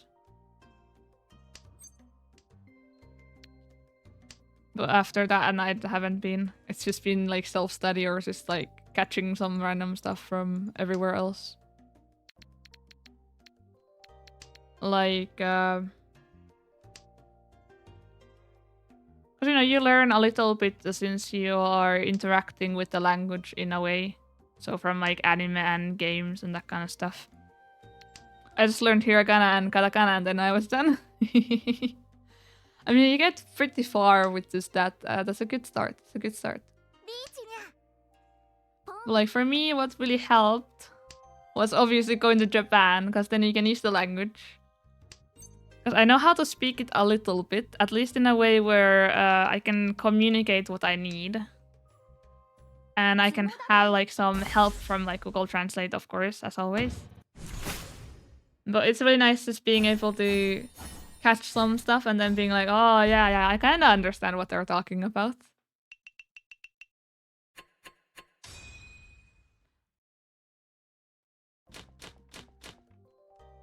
Like, we hang out with some Japanese people there, some friends, and they don't know English almost at all. But we had to like communicate with a Google Translate thingy, just speaking into it in English and Japanese, and then kind of like trying to do some broken Japanese and English. I feel like I could also serve a conversation in Japanese if I lock in. Yeah, potentially, at least for like the simple stuff. Just start learning languages is fun. Yeah, I mean, it is really fun, but it's like I need to prioritize things first. Sound Nordic. I mean, all I say, I'm European, so somewhere there. I don't know. It's always funny because, you know, a lot of Europeans have like really distinct accents. So it's like people are always like kind of guessing like, where could this be? Where could this accent be from?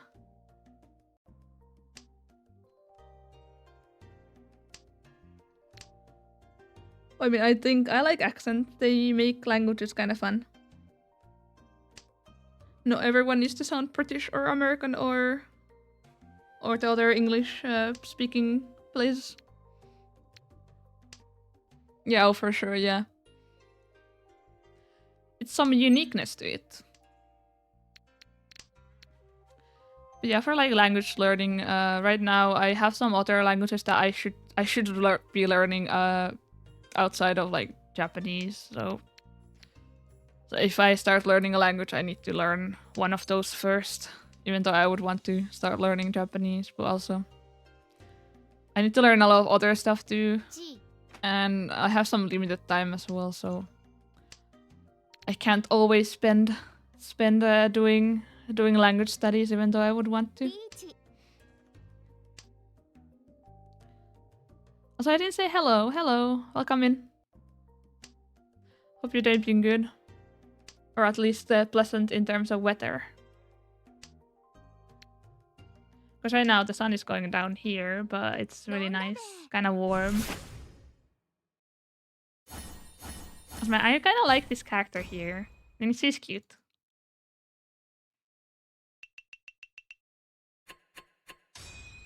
So I'm second. I feel like I'm not gonna rank up on this stream at all. We've just been going back and forth in the rank. We're in novice right now. So it's just been going up and down.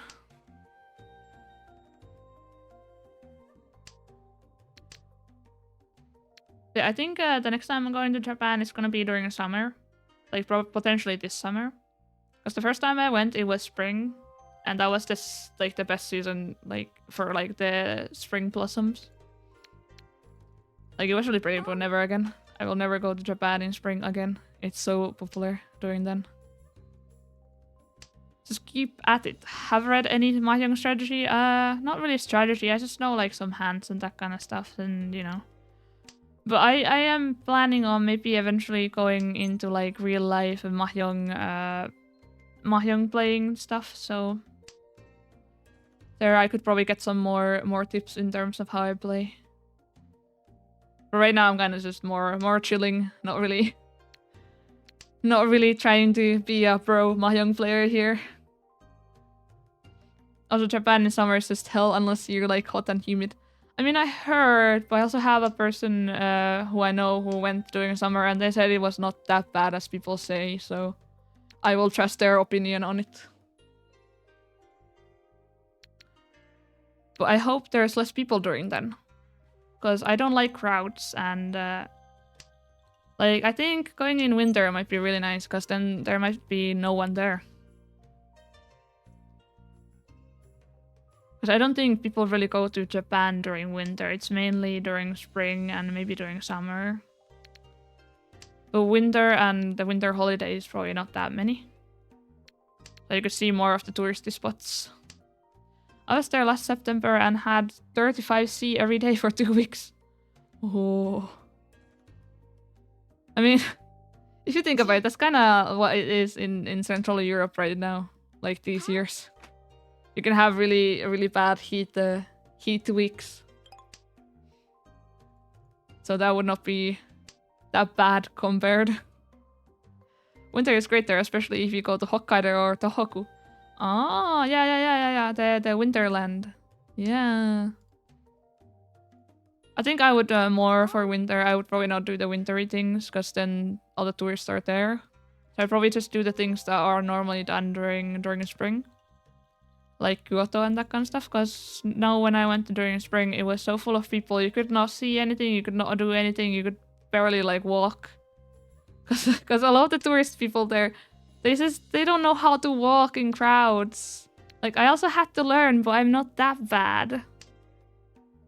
Spend New Year's in Sendai once, really great. Yeah, like spending winter, like Christmas, and then New Year's could be fun. Because then you can do all the shrine visits for the year.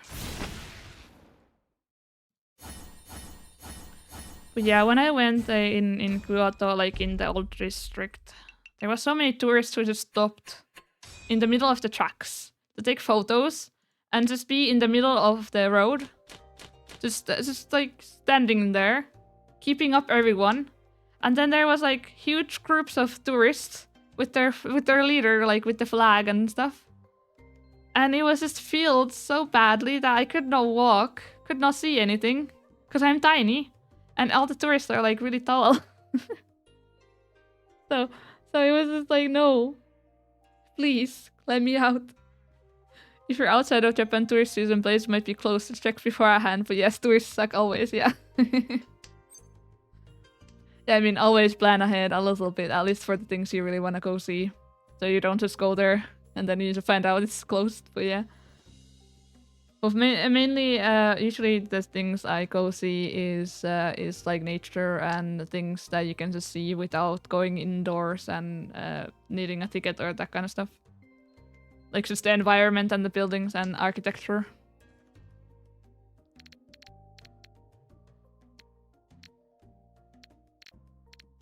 So I'm thinking, what? Not really seeing any clear path here.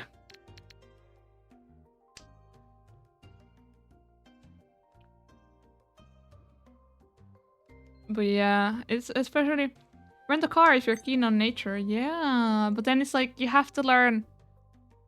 You have to learn how to drive on the other side of the road. Also, I don't have a license. I know people with a license though, but yeah. And I'm not sure how they are with renting cars, especially if you haven't driven on that side of the road yet.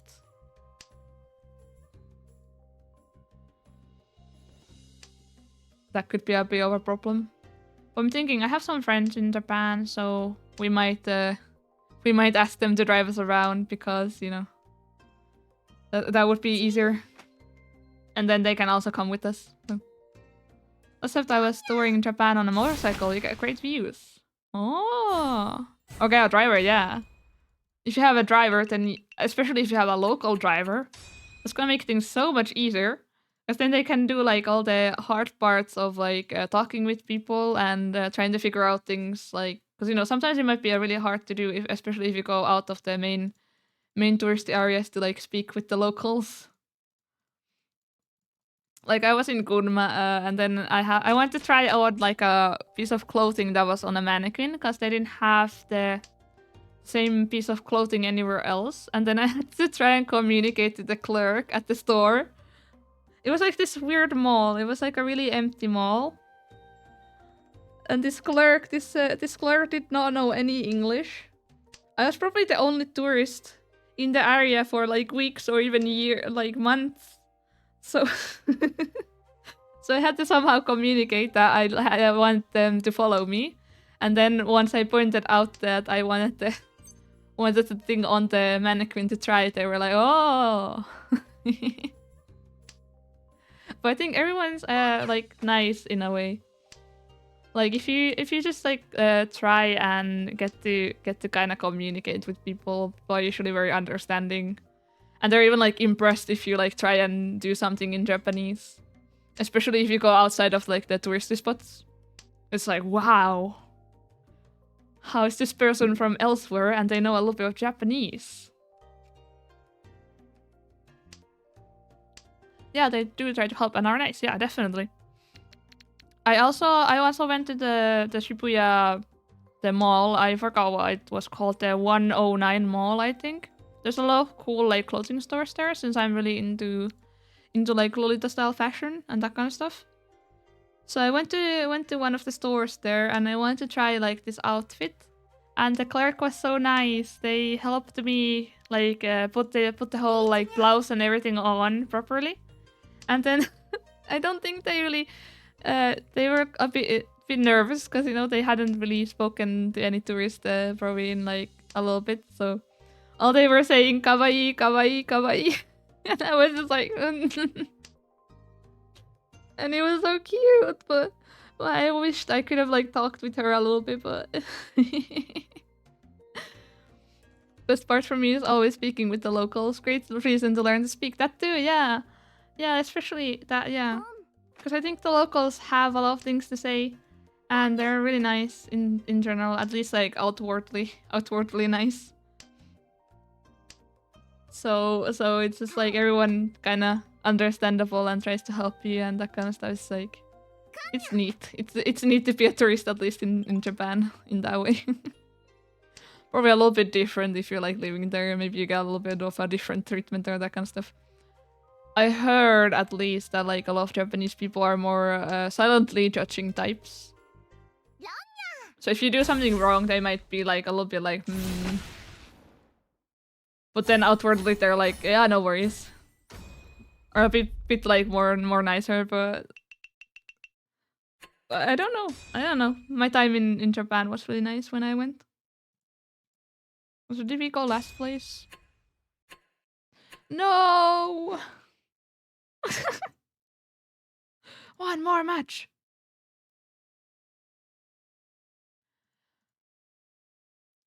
But yeah, especially if you go into the rural Japan, then you need to learn a little bit of language skills to like get some stuff across, because not everyone knows English.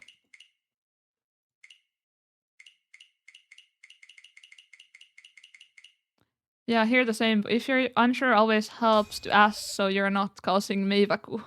I forgot what meivaku means. But like, yeah, it's like, if you don't know, usually better to ask than to think. But I think a lot of stuff you can just do with common sense. Like, do not be obnoxiously loud and that kind of stuff. That's like, I'd love to think that that's basic sense, but there's been some recent people going into Japan and causing havoc, which is just nah.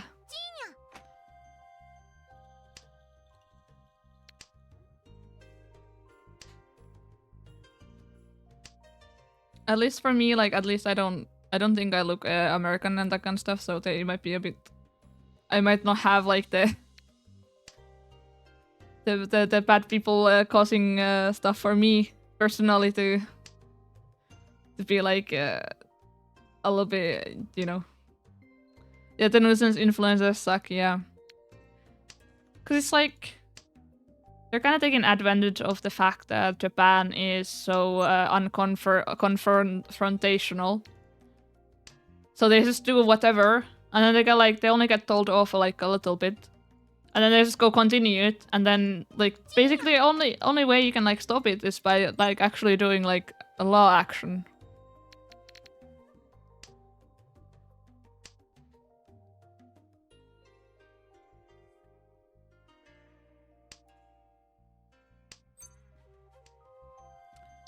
But yeah, it's like,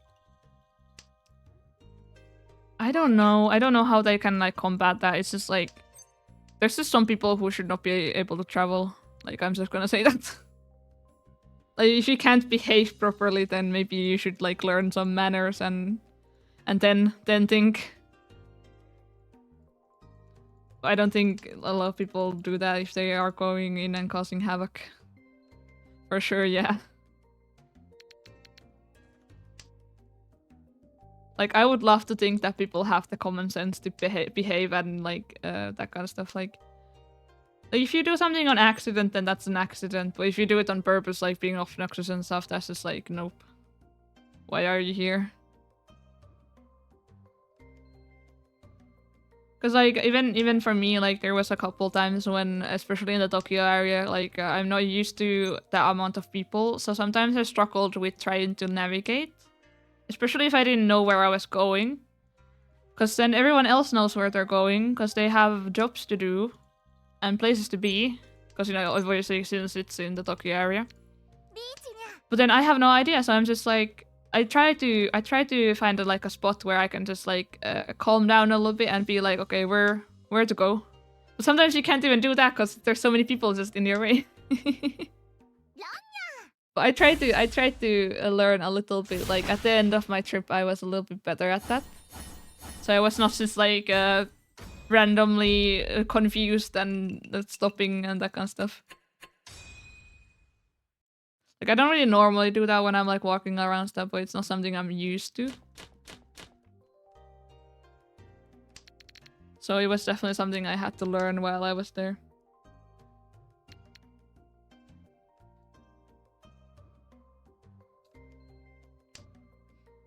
Like, I really don't like the central Tokyo area. It's not my jam. I went to Fukuoka and I really liked Fukuoka because there was no tourists there. It was like really calm. Everyone was just living peacefully there, minding their own business, doing their life, and that kind of stuff. It was really nice. Like, it felt more like a city where people are living like. Also, why did I accidentally discarded that? But okay. Yeah, people are actually living their lives there peacefully and that kind of stuff, just like normally. Not being in too much hurry, but still like, you know, it's still a big city. But it's not as hectic as Tokyo.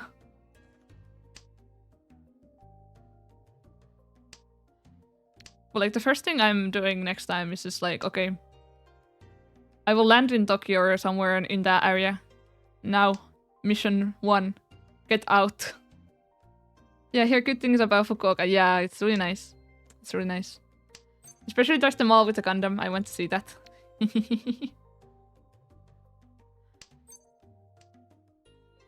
Like I loved seeing the Gundam. It was super cool.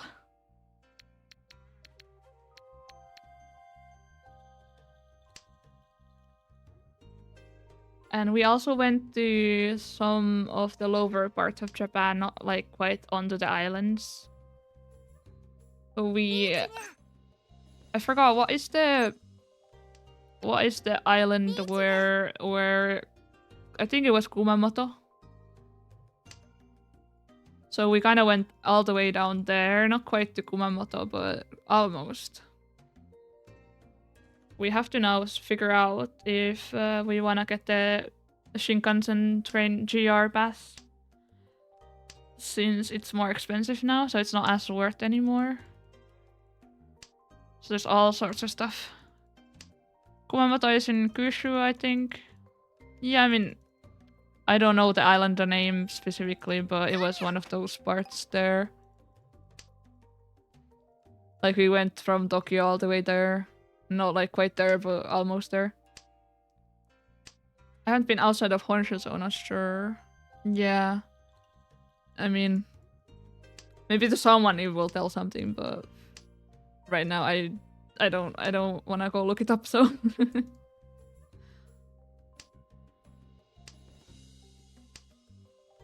Also, I went on the wrong overlay. I was supposed to be here. So you can see if I pawn anything.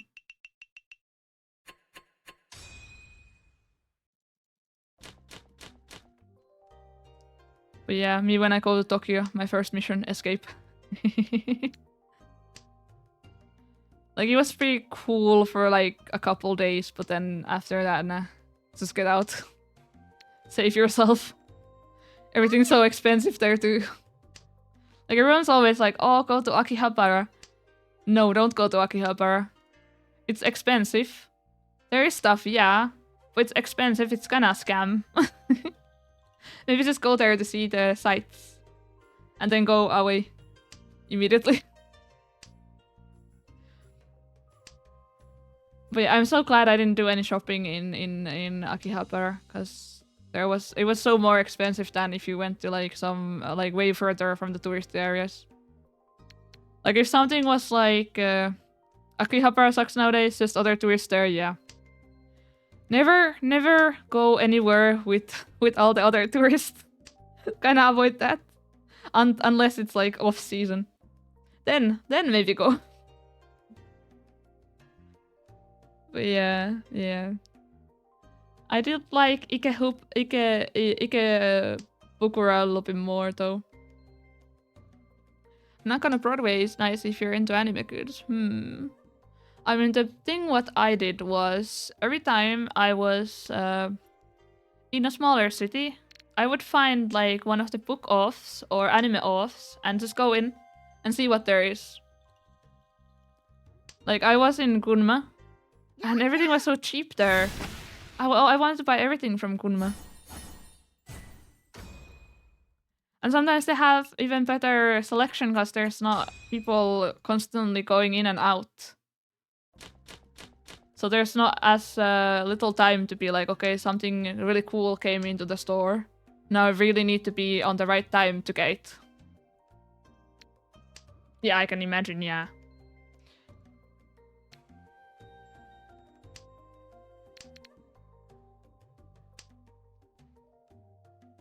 But yeah, my luggage was so full of merch.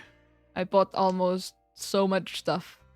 I went broke like 3 times. I had to be like, oh, parents, please, I need some money. Can I have my birthday money before my birthday? Thank you. Yeah. It's like, once you're in Japan, everything's so cheap compared to everything else. So I just had to. I just had to go there. Like, buy everything. Get a new suitcase. Continue. Go broke. Because if you think about it, to get everything sent into Europe, you have to pay for the proxy service. You have to pay a little bit more because of the taxes, the import tax, and all the other stuff. So it's gonna add up so much. But if you just go by yourself and then you take it by yourself, you don't really need to. You even get the tax-free thingy.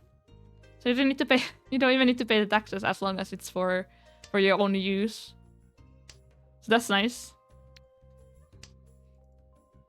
So it's super cheap. Like you can get things for like €1 or €2, and then you just take them home, and you can. Like I've heard there's some people who do it in a way where they take kind of advantage of it. They buy some really cheap like figurines and stuff that they find on like clearance in Japan. And then they just bring it back home. And then they sell it for like 400 times the markup because they can. Because it's still cheaper than importing the thing yourself. Like via proxy.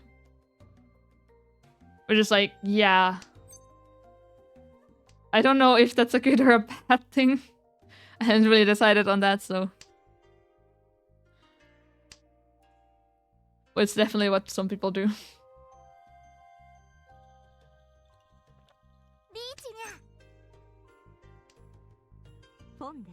People still do that? That's some 2010 anime convention dealer room stuff, yeah. It's more on like the second-hand websites here that they sell it on. Since we have a pretty big anime and Japan culture in terms of like there's a lot of fans of that media, so it gets sold pretty easily.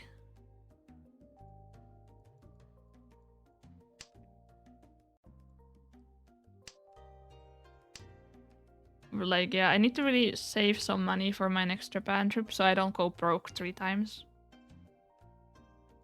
Respect the hustle, I mean. I think that's why they made it harder to get the tax rebate thingy. So that's a bit of a sucky thing due to that.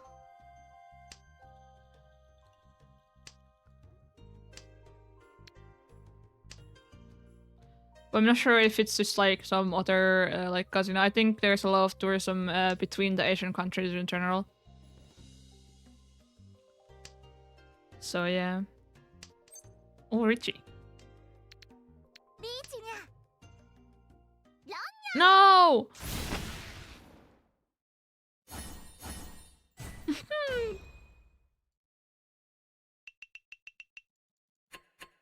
No, I hate when that happens. That's the worst.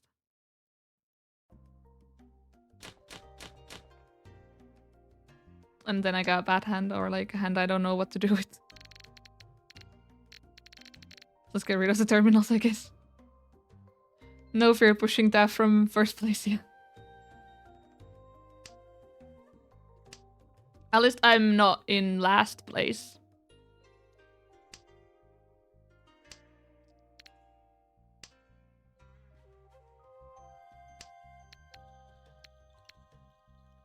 But yeah, I hope it's not gonna be too hot this summer, at least in Japan if I'm going. Also, someone warned me about the hornets. Apparently they're scary and big.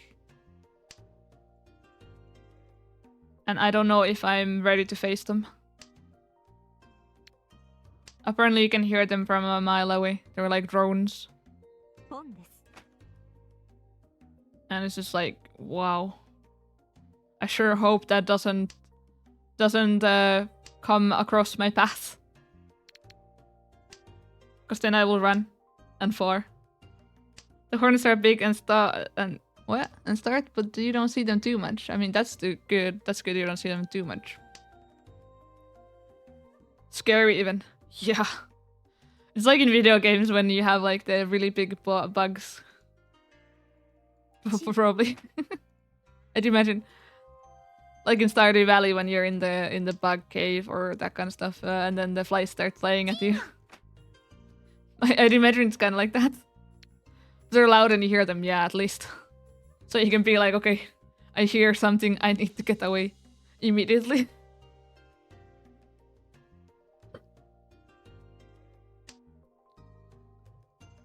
But yeah, there's some really scary insects in Japan too, but like the centipedes, they're kind of cool, but also they're huge and they crawl on the first floor, and if they bite you, you have pain. Million years of pain. And I'm scared. At least I didn't really do that many forestry forest activities when I went the first time. We went to some gardens and that kind of stuff. Not into an actual hike or anything, but more gardens, more controlled environments. So didn't really see that many weird bugs. I saw a praying mantis there in the wild for the first time. Very cool. Yeah, I kind of want to see a praying mantis. I also want to see like the really big. What are they? They're like some roaches with like the horns. And I guess it will be nice to hear cicadas, because I haven't really heard them. Or seen any. Like there's a lot of cool bugs, but then there's also some bugs you don't want to really get too close to. Like as long as there is space for me to go on the other direction, then we're good. The cicadas are loud as fuck, yeah, I mean. I figured they're all in like the media. Like you always hear them cry. Also, we're last place, are we? Oh no. At least we can't. At least here you can't rank down. At least I don't think so. I just need like 3 good games, and then I'm good. Then I'm good. Maybe.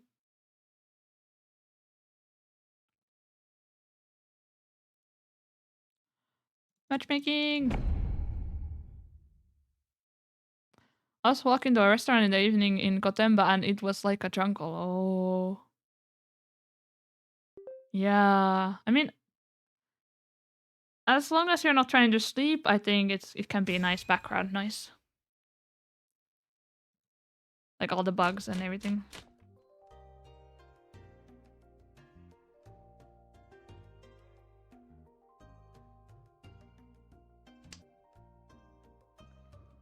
Like I do like the evening environment in whenever I'm on a holiday. Like one of my favorite things to do when I'm on like in a different country on a holiday is to wait until it's evening. The sun is a little bit down. That's when you go to all the restaurants to eat. And then after you're full and everything, then you go and eat. No, sleep. So I think I was doing something. I think someone followed, so thank you for the follow. I don't know Tokyo, it's just dark in the evening. Yeah, I mean, then you can see the stars if there's no light pollution. Oh, right. Cause you know, I went in spring.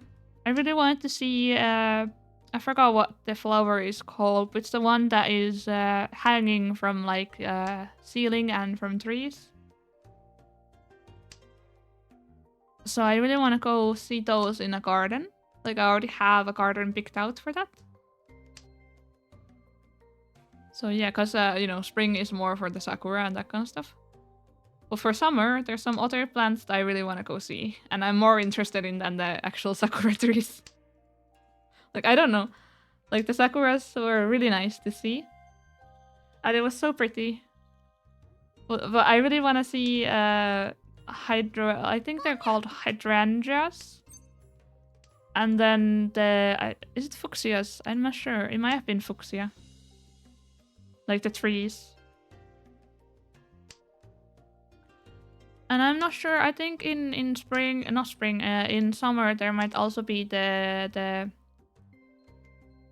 I think it's like a beach event thingy where it's not really an event, it's just a nature thingy. But there's some plankton or like small things in the ocean that come during summer. And if you go to the beach when it's super dark, you can like see the sea shining on the shore, since there's all the plankton and stuff like shining in the ocean. And I kind of want to see that, but I'm not sure if I'm gonna be there during that time.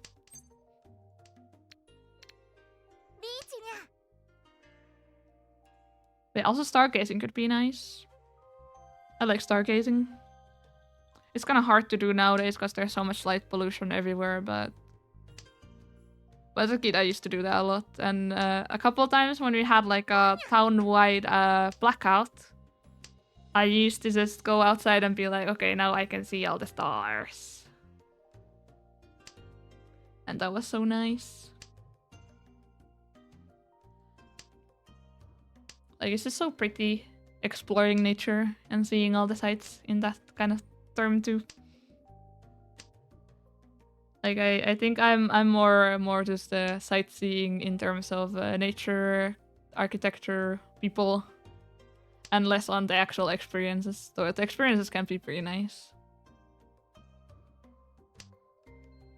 But yeah, we went most of the gardens and that kind of stuff, so really nice.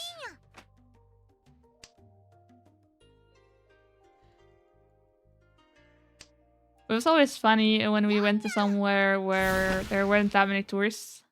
So then sometimes when you went to like some local garden or something, there was some clerk on the booth being like, "Where did you come from?" And then you say that you're somewhere from Europe, and they're like, "Wow, all the way from there?" Yeah, there's lots going on the nature and world to enjoy. Yeah, exactly. I was like, ooh, do we go for the forbidden? I don't know. Kind of want to try. But yeah, it's the same with, I think that's the Honitsu. Huh? I do not know all the terms, so... I guess I'll I don't know.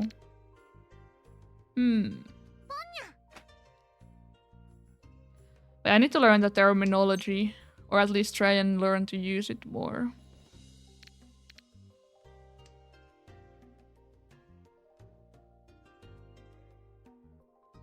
But I think that's also something I need to keep like a tab open with some random terms, or just go and play IRL. Half Flash. Oh. That tells me a little bit more. But I'm probably gonna keep the 2s here, see what I'm gonna get.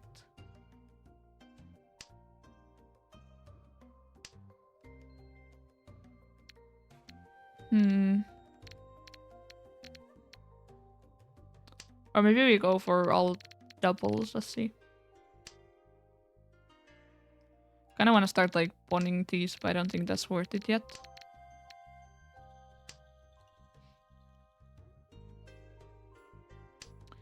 But yeah, about the nature and everything, like, I feel... we're getting bears. Okay, we're gonna go for bears, I think that's better. But yeah, about nature and stuff, like, if I had the time and stuff, I would probably do bird watching. I really like watching birds, at least in the city. I think they're really interesting, even though you can see them almost everywhere. But that's why it's kinda weird for me. Like, people say that they don't really like see nature, or they don't really look at nature, but then if you think about it, even cities have some nature in them. Like, usually birds and some other, like, some rodents, maybe. Like, I was in Paris, and one of my highlights was going somewhere and being like, oh, there's rats here. They're in the garbage bin. But they were so cute to just watch on the side. They had like some holes in like a hillside, and then they were scavenging the trash. And they were so cute. But I feel like if you live in the area, maybe that's not nice to have rats in your trash. Kind of want to go for the 1, so we get more points from here. But yeah, but yeah, Paris definitely was an experience. Especially like if you think about it, there was so much trash everywhere. Like it's quite a trashy city. So it was a fun trip for also man. Oh, we're never getting anything. Oh, classic Paris, yeah. I mean, I liked going to the art museums and especially the modern art museums because they're kind of like an experience. Like you can't really appreciate modern experimentalist art in outside of like being in person. Because a lot of it is involves the goer. So there was some stuff that you could touch to make sounds and some other things like that, or you could like just participate in the art pieces. Like enjoyed that more than going to the more traditional art museums. Like we went to the Louvre.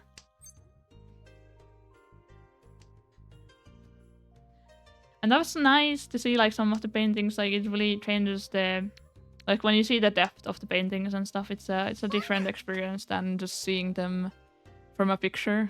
But I'm not really that big on like classical art, like all the Renaissance art. It's cool and all, but not my kind of art.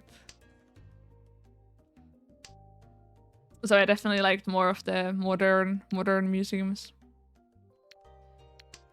For sure, I enjoyed Louvre a lot. Yeah, I mean, it was nice. It was nice to go, but I don't think I will go again.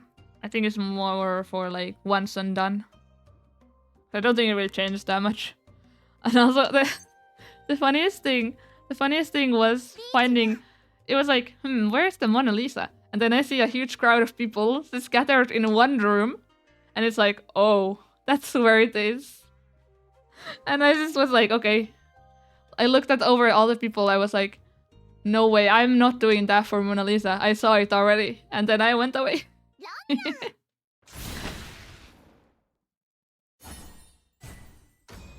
And I don't like what they're doing to me right now.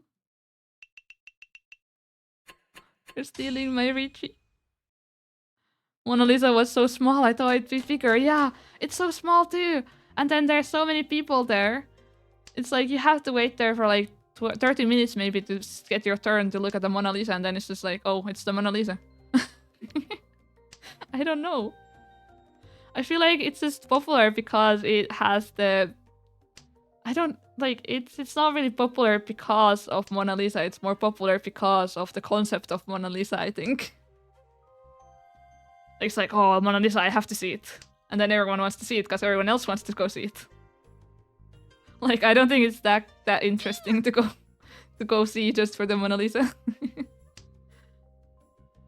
Plus to be tall enough to see it over to other people. Yeah. Even in Japan, like, I am average height when I went to Japan. Like, I was like... Even in Japan, I had to be like, sometimes feel like, okay, there's something there I can't quite see. So imagine me being like in Europe especially. Because Europeans are so tall in general. So it's just like, I'm just there, tiny person there, just trying to see what's going on. And then I need to like hop around and be like, what is, why is there? Like I am abnormally short for like a European. Like I'm definitely Asian height, so to say. But at least like in Japan, specifically with the height, it felt a bit more like it was made for me than compared to elsewhere. Because we used a lot of like hostels and that kind of stuff, so everything was like on my eye level and stuff. Like I could see things really well, and I didn't need to really go over people that much. Outside of like some tourists and stuff, but as always. So I could actually be like, wow, this is what being normal height is like.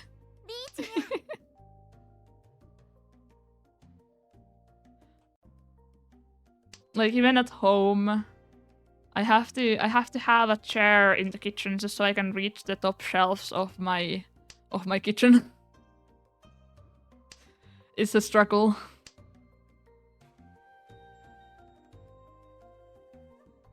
But then also, if you're too tall, then you have your own problems, so... I'm pretty fine with my height. I've kind of learned to accept that I'm short. And then how to adjust for my shortness. I mean, being short makes you even cuter, so... I've got that going for me. Thankfully.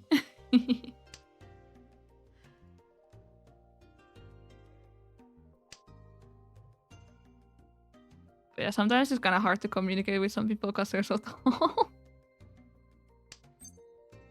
Especially if they're taller than normal, like normal height around you. Because then they either need to crouch down a little bit or they need to look down like really weirdly when they're talking to you. Or you need to have your head like really up. That kind of starts hurting after a while.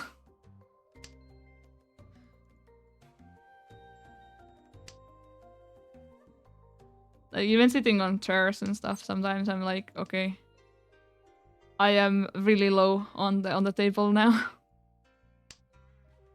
Like I've had a couple problems in a restaurants where they have those really big bar stools. Like they're too high, so I've had to like jump on them so I can like get leverage to go on the bar stool. And then it just looks so funny. I'm just like a tiny person just trying to get on the bar stool. Because sometimes it takes a couple attempts to go on it. So it's like, okay, wait a moment. I need to sit down. So yeah. But I mean, you get some really funny moments at least.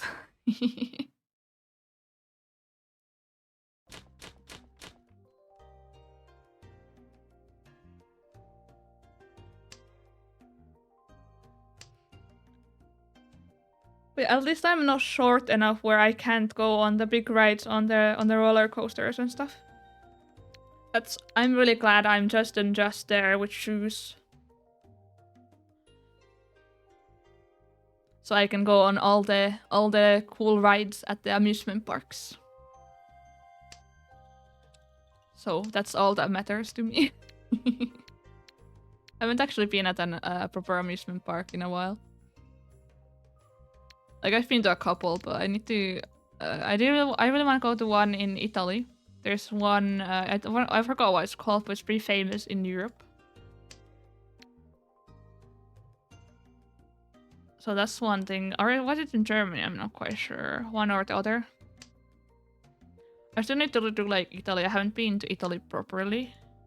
I've been on Venice. I would not count Venice as being like proper Italy. I think it's a little bit on its own. Like its own thingy.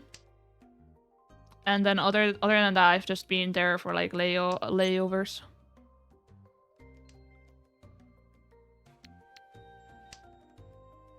So I really need to do like a proper Italy trip. Maybe by car. Like I've been to like surprising amount of European countries, but I think that makes sense being an European and all, since you can just hop on a car. Italy's nice, yeah. Definitely for the food. Italian food is always a banger. Like I love pizza, I love pasta, I love lasagna, I love tiramisu. I feel like in terms of traveling, I'm more of a foodie. Like I go and I eat good. Like what is the purpose of traveling if you can't go and eat good? You're just not experiencing the full package at that point. You need to eat good. Same, yeah. Yummy num num num. I love eating good.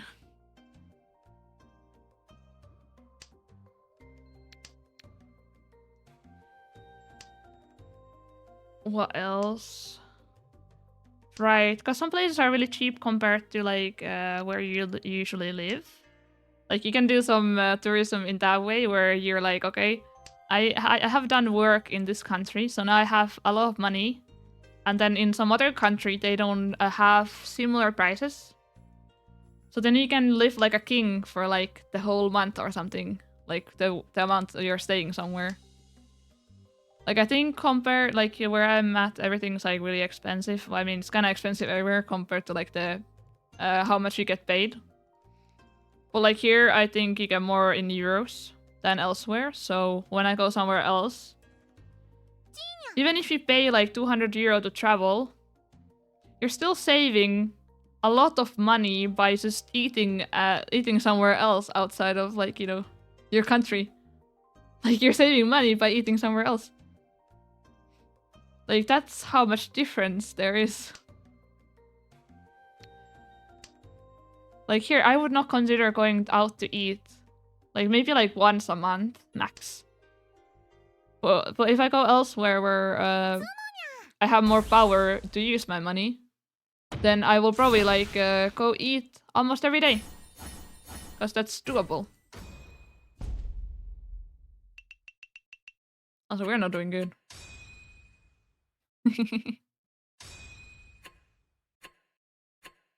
No, I lost minus 22 points, but I can't go down. Oh. All the way up, all the way here is up. We can only go up from here. If we even get like one good game. I am thinking we're probably not gonna get a good game. We're lost. We're so lost.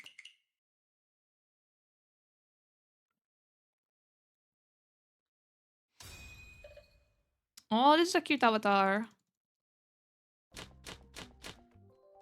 To be honest, the least favorite avatars for me are the ones with all the jiggly physics, cause why? Like they go a bit too extra on those on this game. Like especially if it's like the animated one. And if it's a seasonal one. Like the recent Bath event. Holy.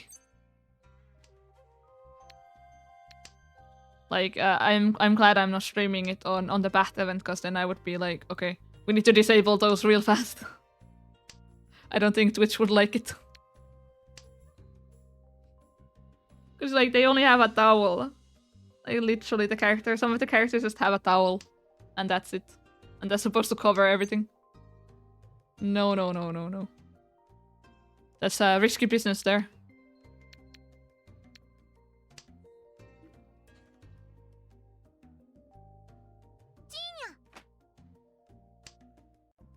Yeah, now the summer is coming out. I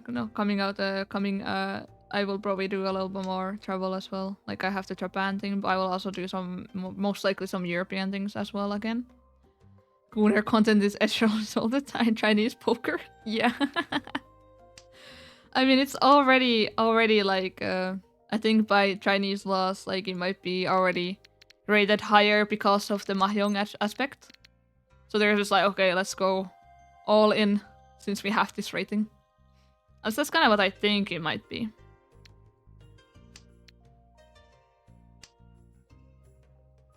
Because they have pretty strict laws on everything like that, I think. Like you can get in trouble at least as a game dev if you don't follow your ratings. You're gonna get like a letter being like, okay, you have a warning. You have been warned. Going all in on Gunnar content is also gacha game staple, yeah. That too. Very much. Man. Maybe we're gonna get some prizes at some point so I can do like maybe one gacha pool. Because so far I've only been able to do one. Because it's so hard to get any like items to sell for the dust in when you're not playing in the silver, and we can't get the silver without being the next rank, which we're trying to get. It's a grind.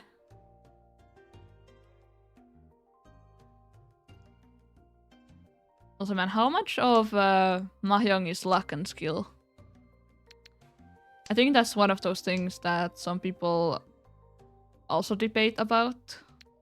I got to do 2 pulls and somehow got a character with both of them. I still can't believe it happened. Damn. Actual flex. It's like I'm lucky to even get like part of my dust back. It's so crazy. Why can't you always get an item from the gacha when the pulls are so badly, like, you know, they're so hard to get? It's skill with a bit of luck. Oh, interesting. I feel like my luck stat is the stronger one though. I'm playing with the luck stat more than my skill stat. It takes a bit of luck for Mahjong, but skill can widen the gap in longer games. Oh. That's interesting. Maybe I will someday have my full-on Mahjong arc, and then I will come back a master. And then I will be all in the competitions. Ooh. Just recognize shapes for Yakos and then knowing when to push and fold, yeah. Most likely, most likely.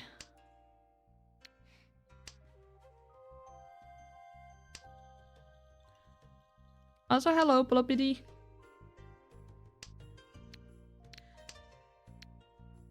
But yeah, I think we're gonna get like 7. Please. Give me a 7. I mean, that works.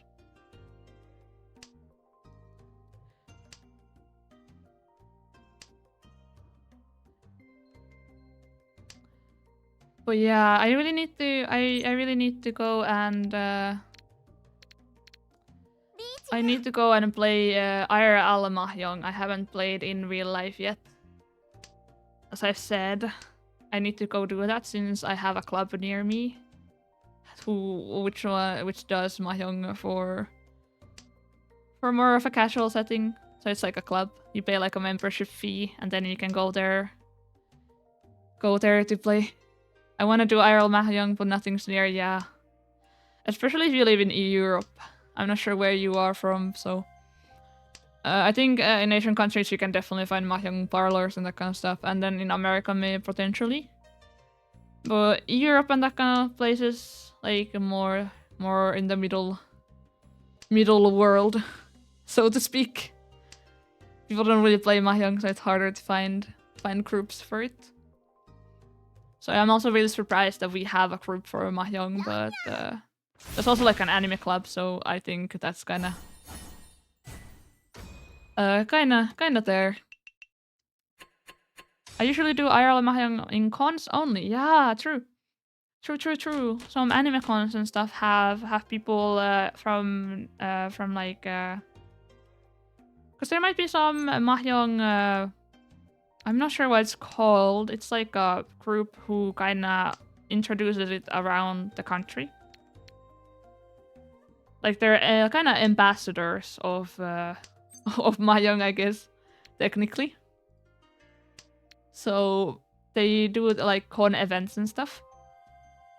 So then you can go to a con and play. I probably need to try that at some point though. But since it's close to me, that one Mahjong thing, I will probably go do it.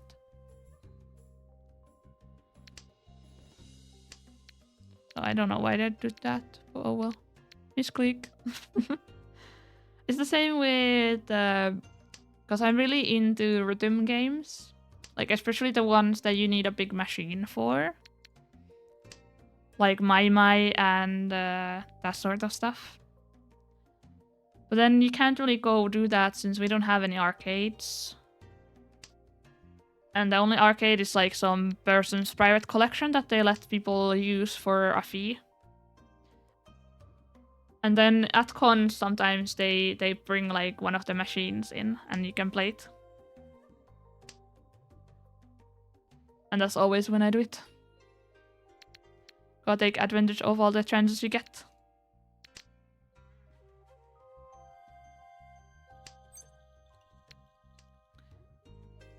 But man, rhythm games that you can play home are usually hand related, and I have some hand problems personally, so I can't really. If I get into that kind of rhythm games again, I will ruin my hands even further, and I need my hands for other stuff. It's a little bit more important than enjoying rhythm games, so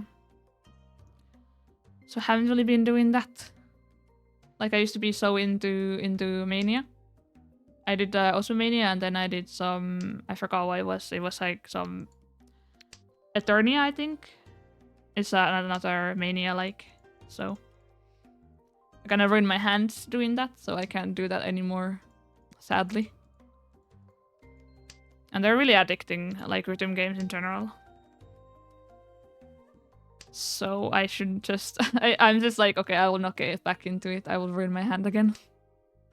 I mean, it's already kind of ruined permanently, I think. So keep your hands healthy, please. I beg of you. You will need them for other things.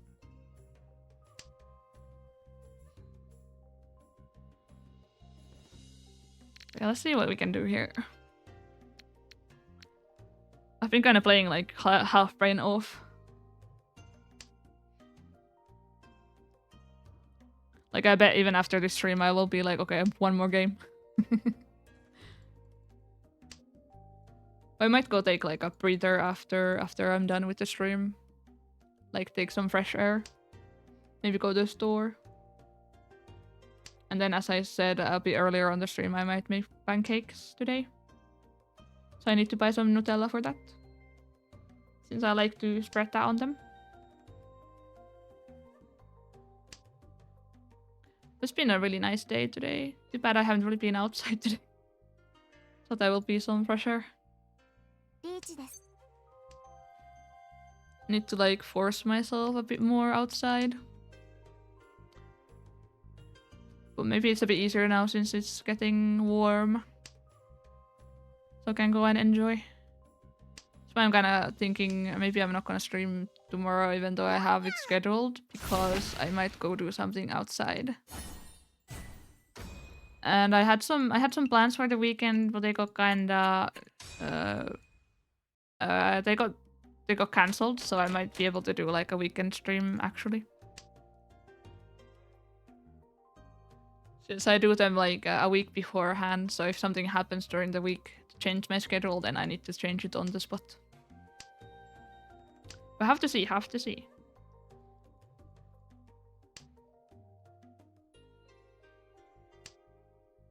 I'm wondering what can we do here. Yeah, I want at least one win before I go. Are we gonna be here forever? Or not? I don't know. We might. One win, please.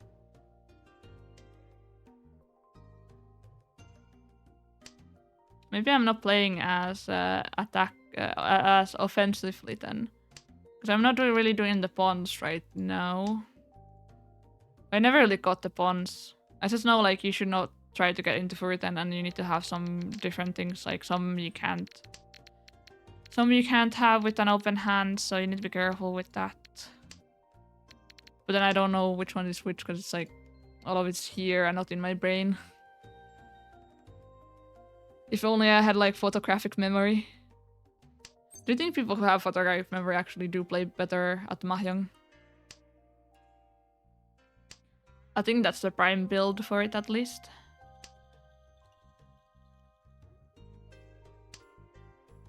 Oh, did I go for it? Yes.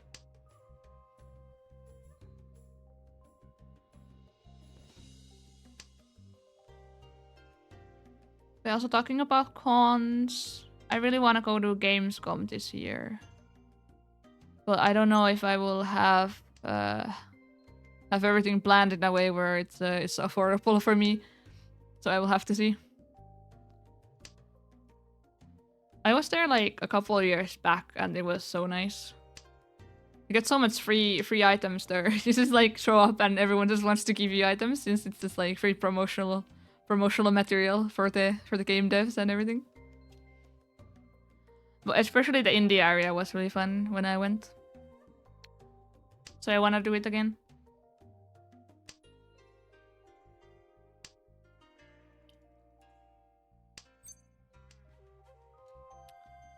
Like I usually don't want to do it for like the big game companies because they're usually not that. Oh, oopsie. It's not about photographic memory, more about pattern recognition and intuition. Ooh. Also, welcome in.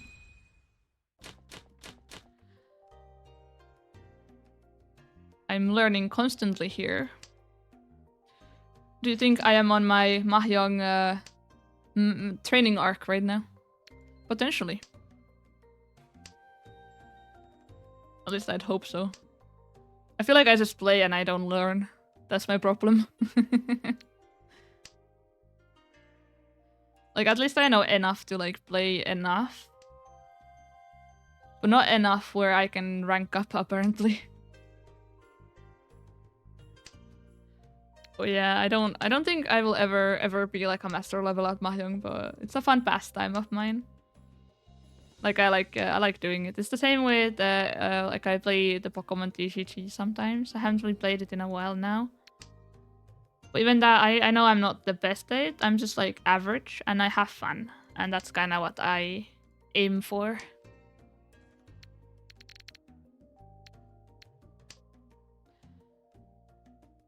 But I mean, being competitive is also pretty fun.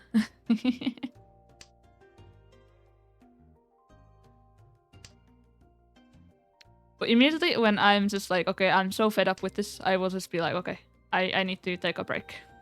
Do not continue more. Remember, Yaku, it's not very hard and it's come with practice. Yeah.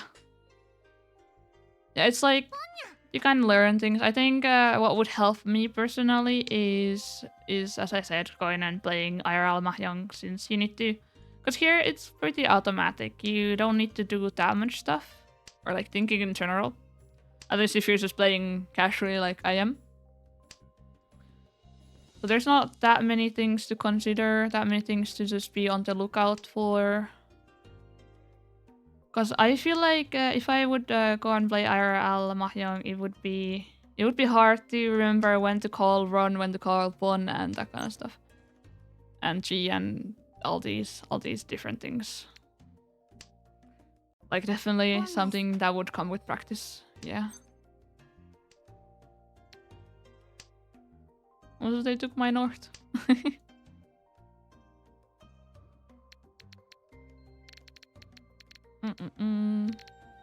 I don't even know what I'm going for here. I'll just keep that in. Maybe we get 7 here.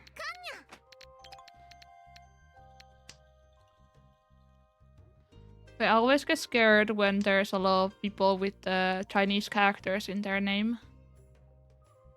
Because for some reason I kind of assume that they're god tier at the game. But I don't know.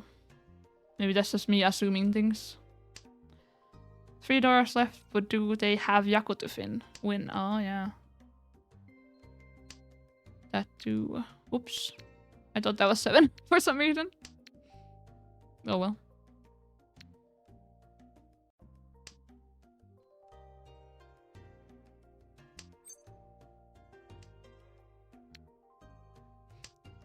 Also, sometimes it's always funny when you can just call a draw. Like, I think if all of these are open here, it's draw. So if you really want to troll it and you're just like, okay, I don't want anyone to gain any points, you just make that happen. Been a couple times when that has happened. It's been very funny. Especially if someone else has like built a good hand. And you can like see their hand or something like that.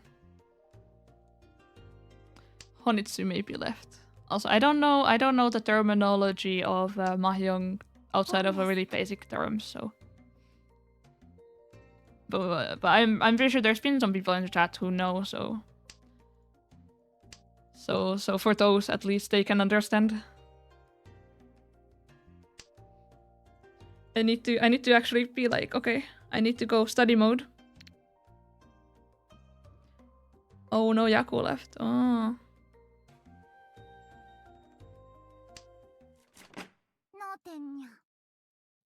No!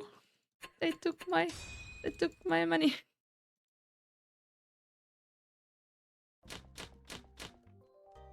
Okay, what do you have here?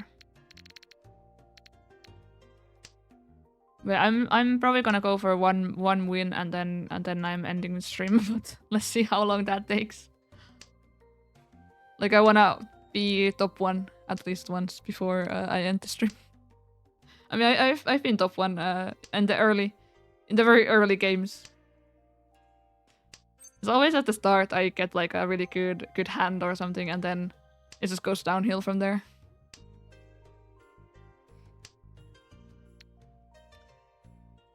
Sometimes it's like I get a really good hand and that kind of stuff, and then I play a couple games and then I somehow win, and then it's like maybe people think I'm good at the game because I won that one, the first one, but then it just goes downhill. So I don't know. There is no expectations right now, I feel like. At least for really good plays. I mean, we have like 2 of the 5s here, so that can be a little bit. Rich Book 1 is a pretty solid resource for beginners. Ooh, I might need to look about that. There's been a couple things the chat has been saying that I need to check out after stream. I just need to remember. I need to make a mental note. So yeah. I will try to remember to check that out. That seems interesting. I don't know. I don't know what's going on. I mean, I could potentially. Okay, okay. I have the 6 here, so I should probably not. Because then it's 4 then, I think. If the last tile I need is a 6 and I already have it here, it's so bad.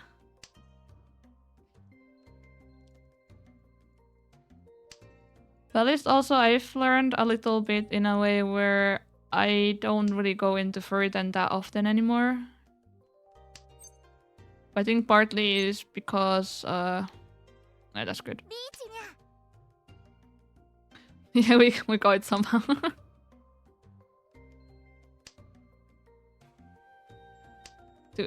To increase your wins, first try discard most isolated tiles. Yeah, most isolated tiles, and then I think you also, because you know usually these are the isolated tiles like the terminals.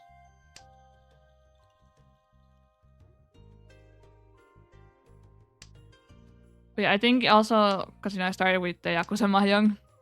I think there was some guides for being like, okay, never pawn unless you know what you're going for. Because otherwise you're gonna probably end up in Furten.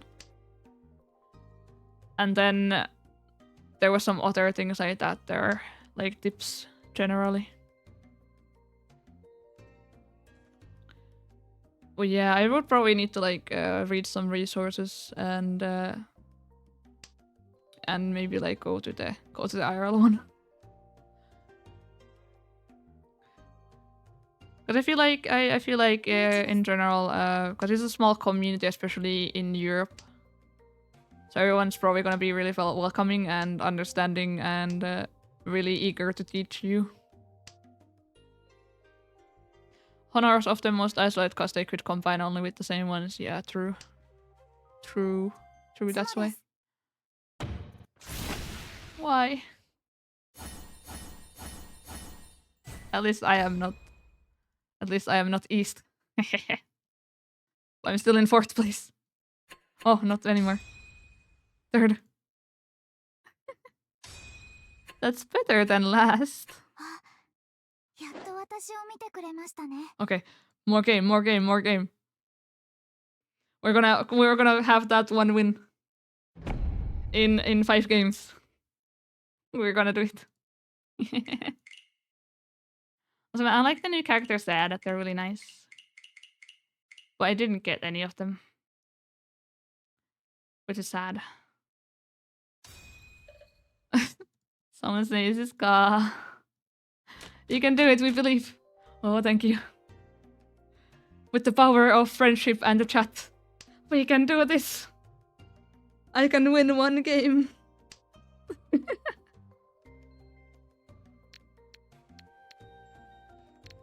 But yeah, maybe the next time I play Mahjong, I can guess. This is not like a common occurrence, so if you expect me to play Mahjong constantly, then probably not. But personally, like I do it on my off time quite a lot, so that's why we're doing it today. But maybe I will do like a break and then I come back and then I've been practicing and everything and then I will be a master at Mahjong. You will see. Just believe in me.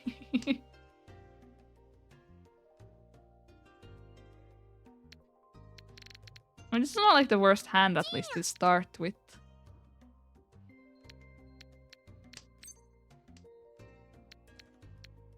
Could have probably just started pawning things since... Oh well. Let's see.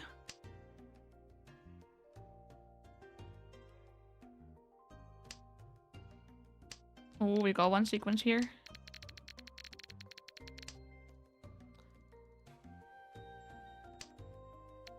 But also talking about, because the Yakuza has so many mini games.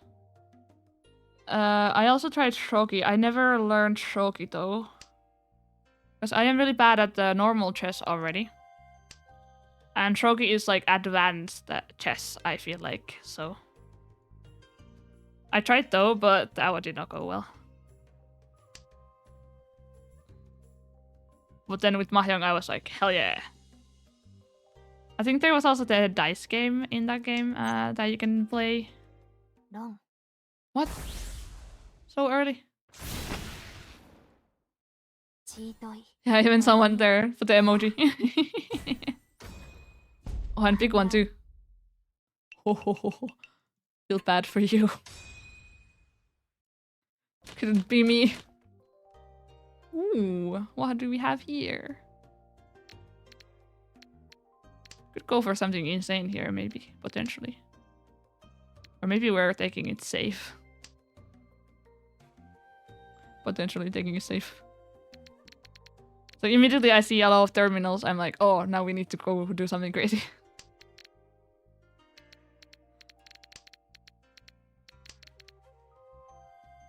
Oh, I mean, this is not going badly. We're getting some good... Oh, wait, I should have probably put the E instead of... Oh well, oh well. Misclick, misplay.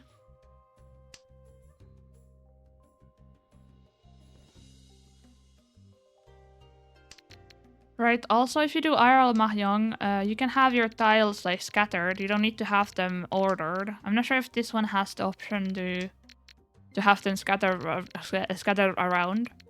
It just makes it easier to see what you have if you put them like in order. But then if you're playing IRL, people can see, like, they can kind of think what you have based on what you discard. So I think people prefer to play it in a way where it's not ordered. So there's that aspect as well when you do IRL. So it's more mind games in that way as well. Ooh. What is going on here? I don't think that really adds any points here. But yeah, I think the tiles are really nice. I would want a tile set of Mahjong just so I can just have them and featured with them because I think they're really satisfying. They make like a satisfying sound here. Like, I really like the sound when you do this here.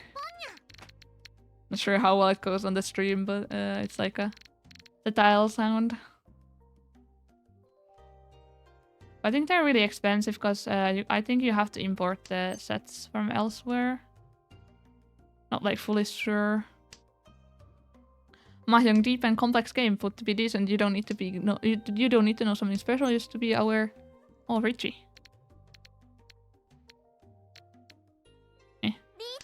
Just be aware for common Yakuza and understand a bit about... Oh, run! Oh! And understand a bit about shape switch better. That's basically all you need to know. Yeah. I mean, I think overall I've been playing Mahjong for like... On and off, maybe 8 months. And I'm not sure if you like count all of the times when I did some other things. Like Mahjong outside of like a proper Mahjong places like in the Yakuza and in the Final Fantasy games. But I think properly I've only been playing for like 3 months. Like if you like put all of the like the proper amounts in together, like frequently, for like 3 months. Cause the other stuff been so on and off, so I don't think I'm not sure if I would count it, so not sure.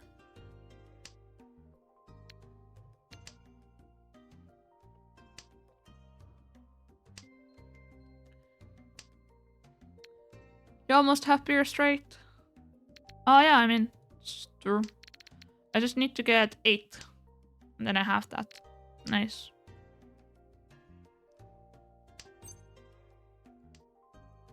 But I'm not sure if I'm gonna get that. I kind of want to get rid of these here. And just do, yeah, Dora color, yeah. The red ones, the 3, that's this one here and this here, yeah. Would be big points if I actually get the tiles I need.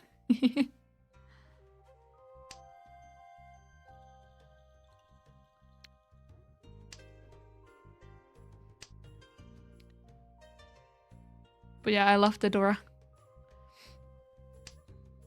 Oh! I mean, now we have the pure straight, but we need to get something else here. We can maybe try and get like the 5 on the other one. No! No!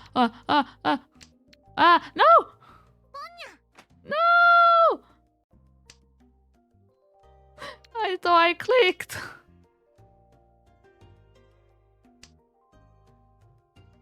No!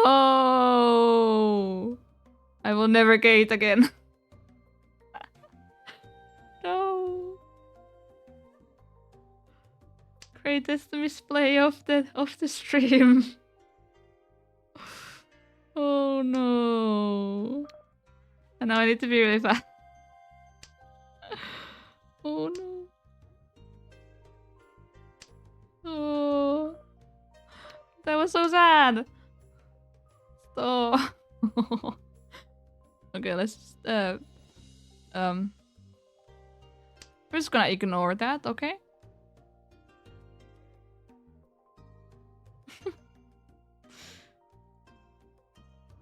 No, I embarrassed myself to the whole chat. No. Oh, oh no. I guess now I need to get rid of these though. Oh! Ah! Ah! How? How? Oh. Oh. I kind of panicked there though.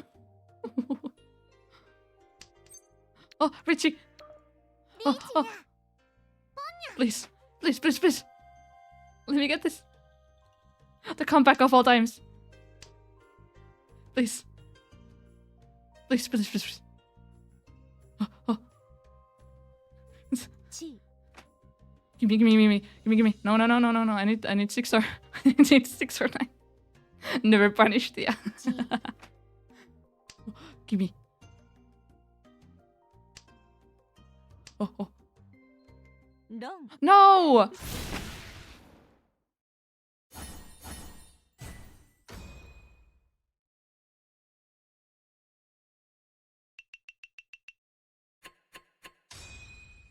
Well.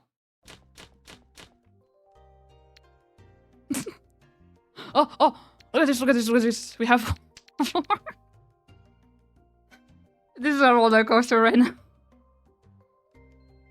First we get the full straight, and then we accidentally take the 8 away, and then we get the 8 back, and then we get this, and then they run me, and then now I have all this here.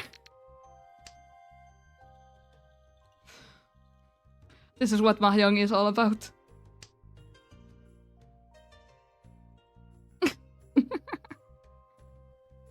Yeah, I could have won that if you didn't cut first aid, yeah. Oh man. Yeah. Oh well.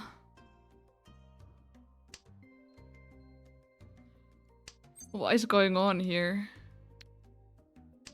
Like actually a roller coaster win.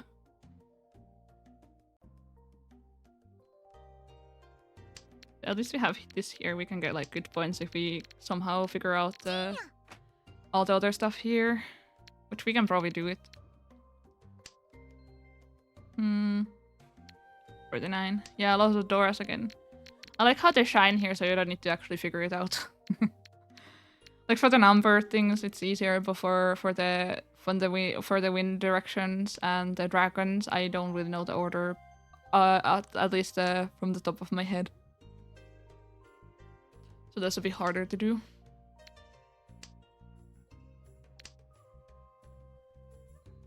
If we get lucky, we can potentially, like, maybe only discard the terminals too. Let's see. Or actually, probably not. I don't think we have enough of the other things. Don't think I want to go for that. Pretty nice hand, actually, yeah. It has potential. Will I be able to shine the polish this potential of the hand? I do not know. I kind of play with more just the luck and what feels okay. There's no strategy from me. That's it all, like maybe sometimes. Like sometimes I might discard like something from here when I need to do the when I need to do the Ricci. Because sometimes it's good to take something that is a little bit less used. Not less used, but like actually has been used like 2 tiles here. And it's pretty recent, because then someone might go in. Ishanten, what is that? I'm like learning all the new terms as well here.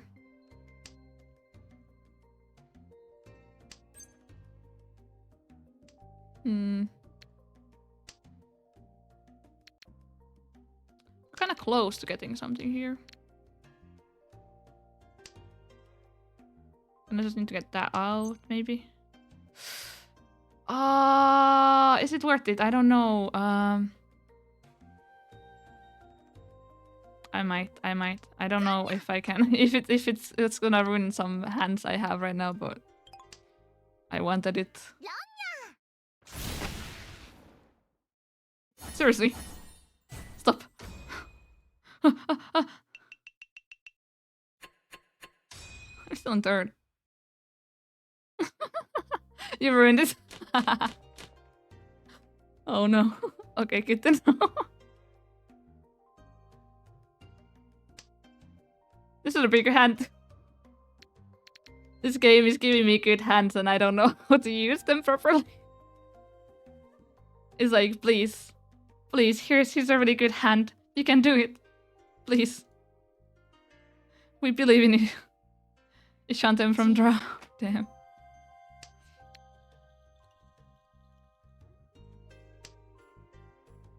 Oh no. But yeah, this game specifically right now, it's giving me good hands. It's kinda, I feel like it's kinda pitying me a little bit, potentially. I'd imagine.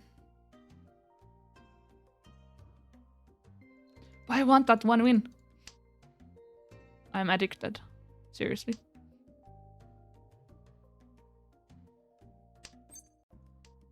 Also, is it forbidden that I kinda wanna eat the tiles? I don't know. They kinda look tasty.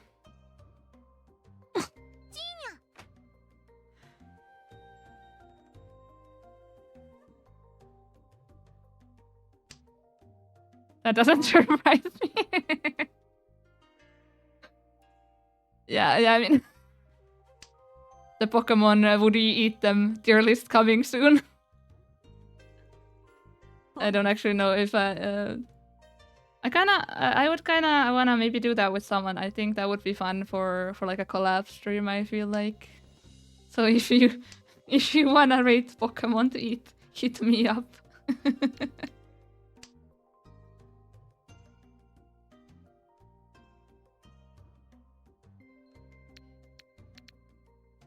But I don't know, there's just a lot of things that look tasty and look nice and I would want to taste them.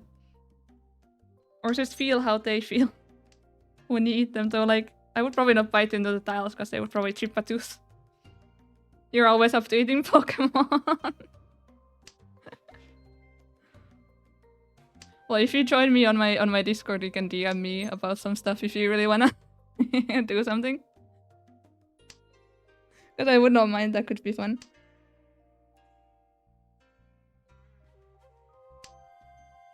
Especially because I have some very, very weird opinions on what Pokemon I would want to eat, so maybe.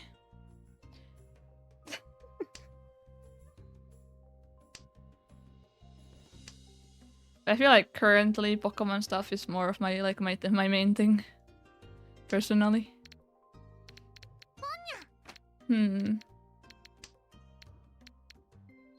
There's something going on here. Maybe I start bonding these. I think that would be alright.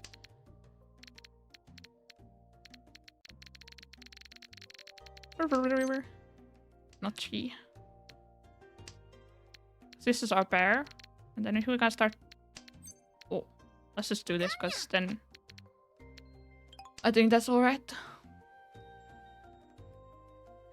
So it's all just this style and then the...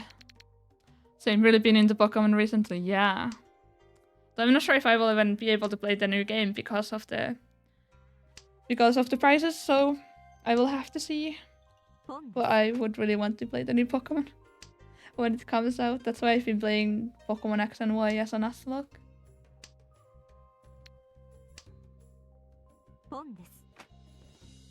So they're taking all of my tiles. They're mean.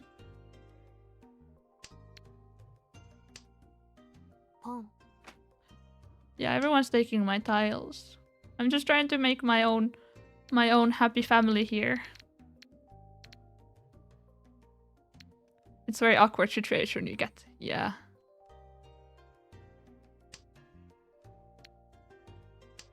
At least that one was a safe discard because it was already all here. Oh. Yeah, everyone's like started piling up everything on the sides.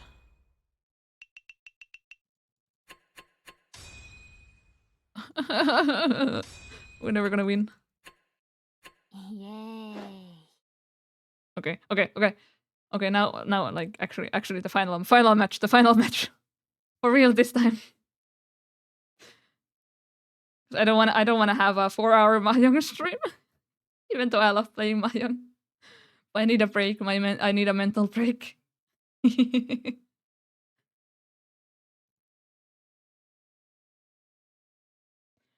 So everyone needs to find me in the ranked lobby, and then you can give me the wins. Thank you.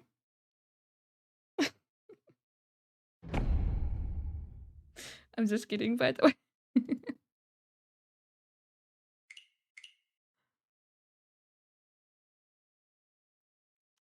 Man, the birds here are so cute. So I wonder why that took so long to get here. Like it took like 20 seconds.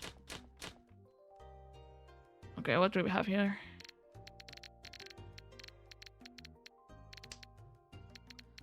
All the terminals go away.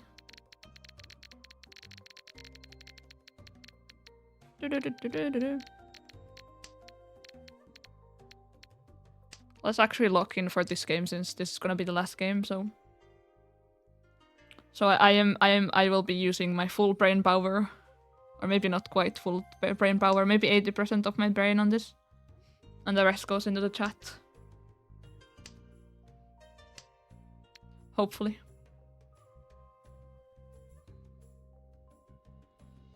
So okay, let's see. There's some trees. You can like maybe get a sequence from there at some point, and maybe here, maybe here. There's a lot of things we can do, but not enough tiles gotten yet where we can decide what we're gonna start going for. Push Tenho. Again, I do not know the term, so that doesn't really tell me anything. So, but yeah, maybe my goal for like between like doing things like before I next stream Mahjong, which is probably gonna be not in too recently. Not like too recently, but like I don't think I will do Mahjong like that often. It's just like a casual thing to just do when I want to have a chatting stream sometimes. Another thing is to do like some Pokemon things, so. So my goal could be that the next time I'm streaming Mahjong, I will have all the terms for the actual game things learned. Like with the book someone recommended.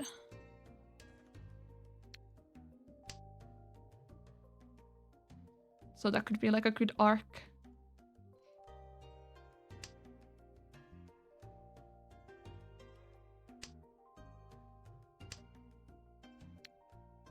Then how is Yakuman Blessing of Heaven when you just have completed hand from draw? Complete a hand from draw. Oh. Okay, I think I kinda got that.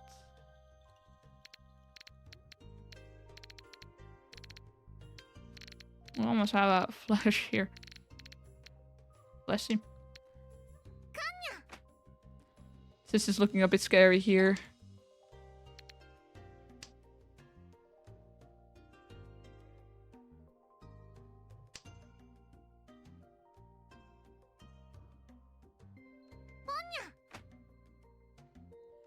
But yeah, I've had a couple hands where I haven't like at one point I started the game. I could immediately call it, and then the next turn I just drew it from the wall, so I didn't even need to discard anything. Like you take your tiles at the start of game and you see you just win. Yeah. I think that's what I was talking about.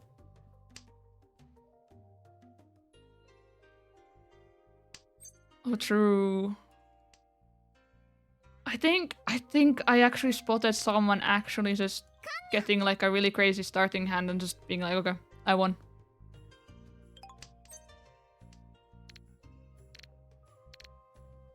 This is cool. We're good. This is kind of funny now because, you know, someone discarded the 9 here. So now people can think that this might be a safe tile, sorta. Oh, we got Sumo. Is this the game? This is like a hard amount of points too. Is the final game gonna be it? We're gonna see. Tune in to the next episode of playing Mahjong with May. Will she be able to have one win? Already going like a pretty good hand too.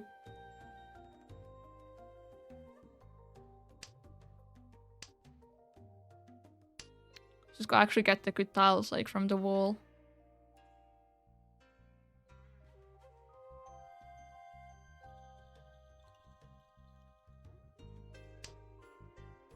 When I am using my 80% of my brain power.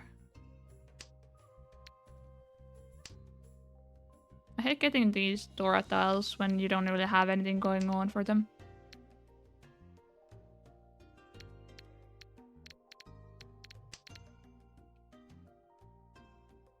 Because then it says you might just as well discard it. Yeah. I feel like sometimes it's good to like discard the high power tiles as well at the start, so then you're not gonna get runned. Because that's bad. Okay, here's almost like something. We can just, if we get 1 or another 4, this would be like, well, like just 1, I think. So then it would be 1, 2, 3, 2, 3, 4. And then this is like 7, 6, 5, or maybe like the, I don't know, more bamboo.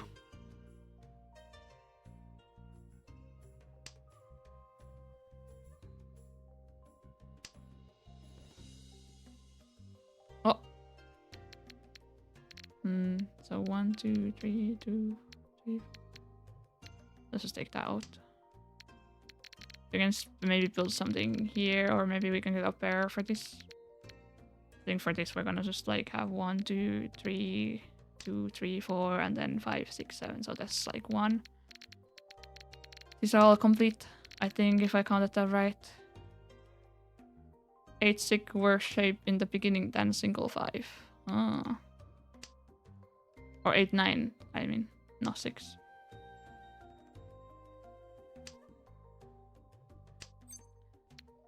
But yeah, because, you know, there's... Because with these... Oh. Okay. Let's just go for it. We got to keep our Dora tile. Not Dora, but like the red Dora, I guess that's what it's called. The red tile. Oh no. It's kind of scary.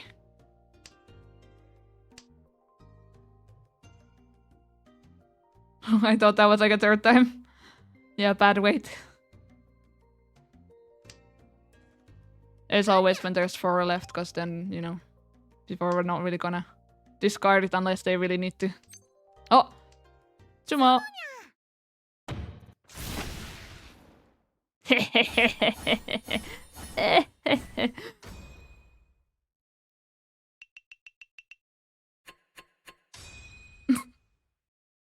I feel like the winnings are getting to my head. But at least when you have something like that waiting, you can just... This is gonna be the game. Might be jinxing it for you. Believe, believe. Ritsumo Dora! I feel like you're obligated to shout them out. Like, if you're playing Mahjong and you're not shouting out the calls, then what are you doing with your life? Put all the passion into the words. Put your heart in the game. I mean, that just reminds me of Yu-Gi-Oh! Believe in the heart of the cards, for in this case, tiles. What?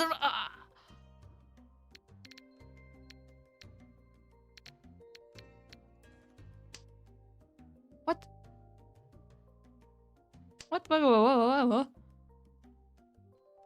You will not write this for me. Let me just... Oh, let's just play it safe. I feel like someone's gonna hit it. And I don't want to be it.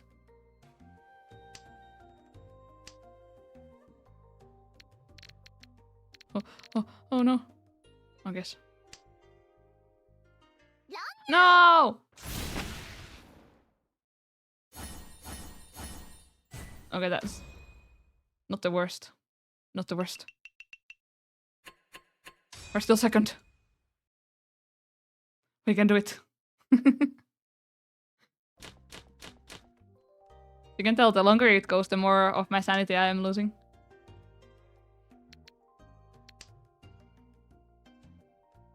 It's going crazier.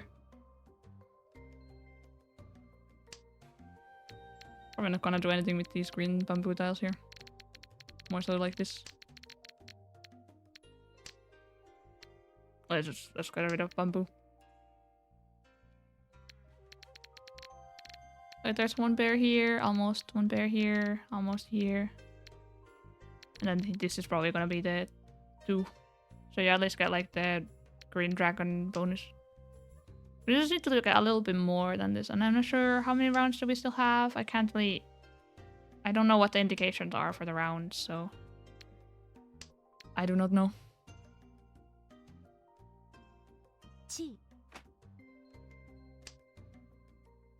But one the green dragon. Ooh, probably, yeah.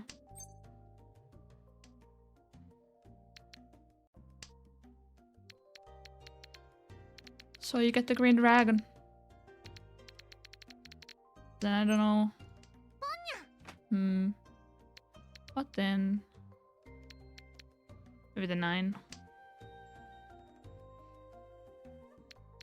I guess I have a lot of these, so I can just like... So I'm not sure. Maybe I should like con this one. We can try and go for just these, I think, yeah. Okay, it didn't lock me out there.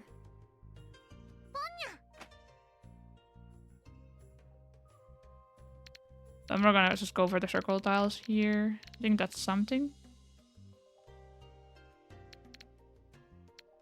Why couldn't this be like 5? 5 on the here. I should probably like put it in a way where I can have my cursor visible, because right now it's not. You can just see me click with the petals here. So now I can't like point and be like, okay, here, because I need to click things. Or if we just do all bonds, that could be something.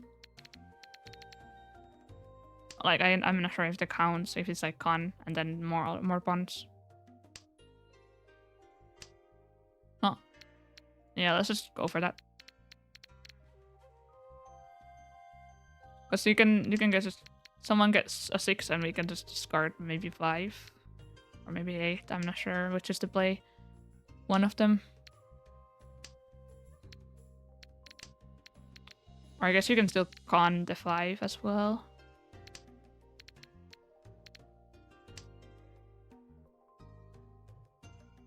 Oh, I was like, what is going on? Sometimes there's like some lag between turns, so.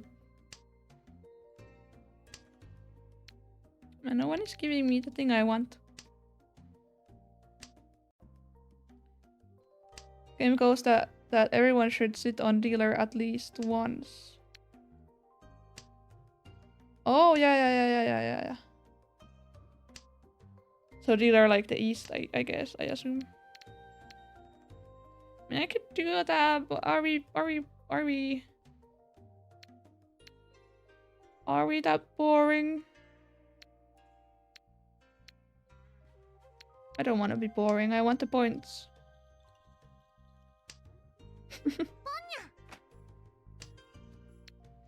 Give me the points.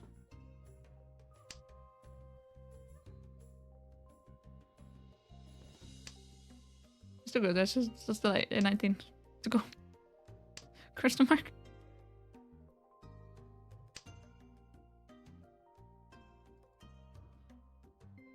I am playing dangerously. Danger is my middle name. Yeah, just take the 2. No one is discarding these because I guess it's a risky tile.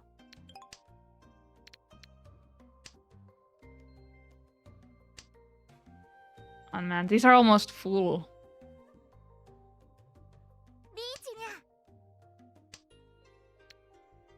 Oh, I don't want to do that. I feel like I should just do a 5 so it's not... I don't lose that. I feel like they might not have... I don't... Okay, go.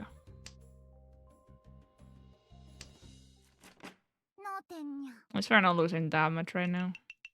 We're still the second place, also lost the same amount. So we're still good, we're still in the game. I might just count the second place as a win as well. Because you do rank up a little bit. What do we have here? Interesting. I say interesting and I have no clue what I will go for.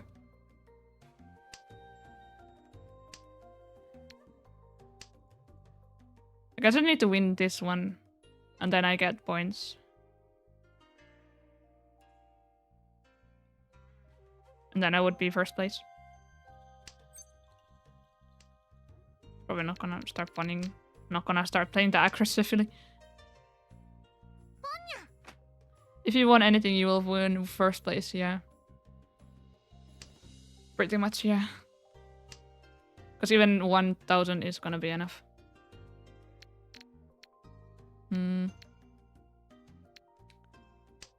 It's gonna maybe work on these. Because yeah, even if you have like the most basic one, I think it's like you get 1000 because that's the...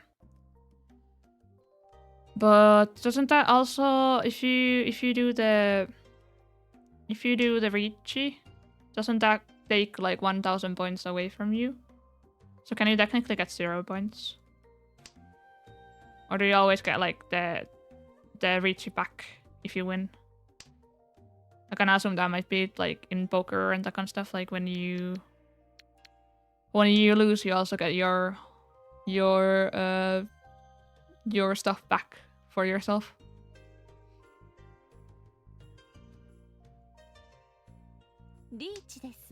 It's not looking good. We're not doing good. Maybe we should start playing offensive now. Or not. On used to look at 1500 at least. I also now 1 retreat tick and 2 hombos in pot. I never understood what those like specifically mean. Like it's the sticks. Like I know this is like the reach stick. Then I don't know like what they specifically mean.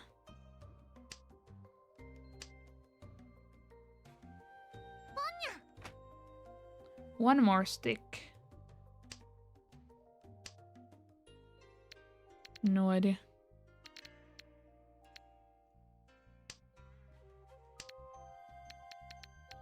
I mean, we're kind of doing alright here, but I'm just wondering, like, there might be some tiles here that I might have to discard if I wanna go into Ricci. So I don't know. And that's a dangerous tile to discard, but I'm not sure. Maybe 2 is alright. Since there was like all the ones here already.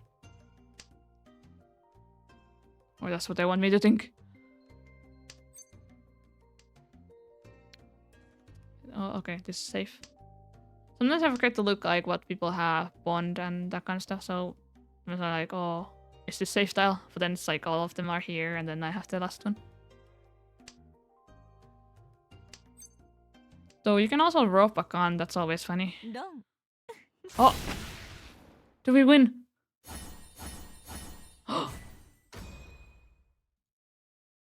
Maybe?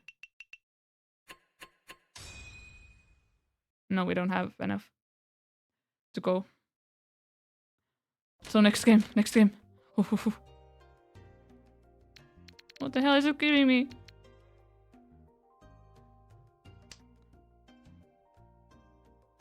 If game ends in a draw, all Richie sticks on table go into next game. I don't quite know what the sticks like do. Like they're indications of stuff, but I feel like that's something that I would have to go read about and not be explained, since that seems a bit confusing, at least for my brain.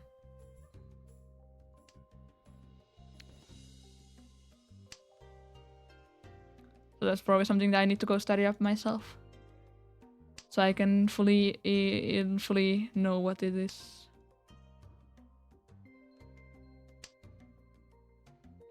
Not doing bad here. I have like white dragons, and then some stuff is coming from here. Not yet non-half 30k, so you play until someone gate. Oh yeah.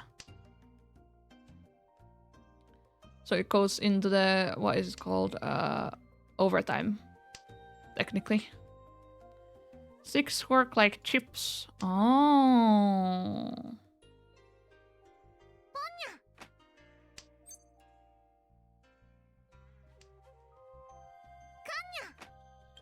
I was like, why did that take a while? Let's just start dropping the stuff. This person is playing like really... They probably have a lot of terminals. I think I'm also start pawning.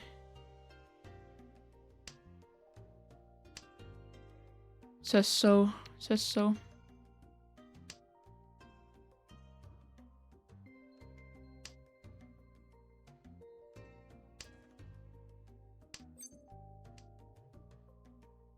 Yeah, let's just wait for these and start pawning. Let's see.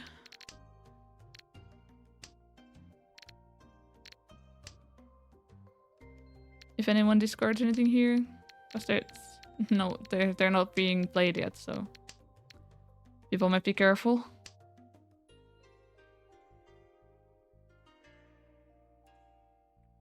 You should cheat at 8-pin. Oh, okay. Well,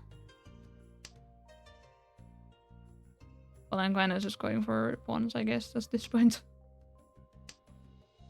But there's like a tiny delay, I think, with some messages and stuff, so... Or like maybe like the stream and stuff, so...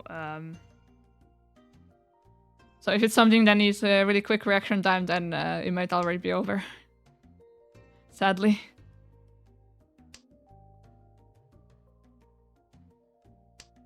Always have to take that into account when streaming and that kind of stuff, so...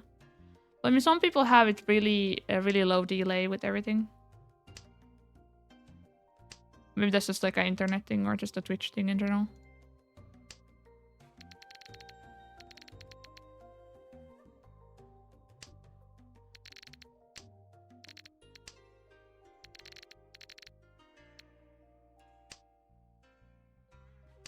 This seems like it might end up in like a draw or no one gets anything. Oh. Okay. Okay. That's still good. We're still number 1. Okay, okay. Still continues. Oh, what? So let's see where this hand goes.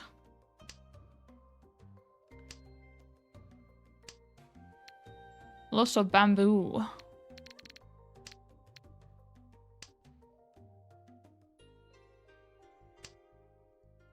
I probably should have done that over. Like the green dragon instead. You could win if you cheat at 8-bit. We will learn from our mistakes and come back stronger. Question mark.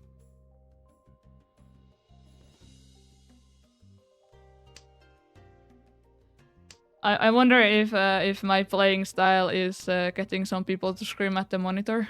Hopefully not.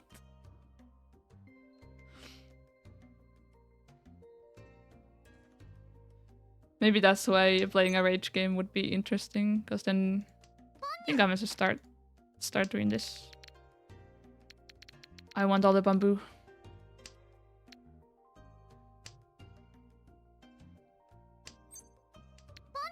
Go on, they're attacking!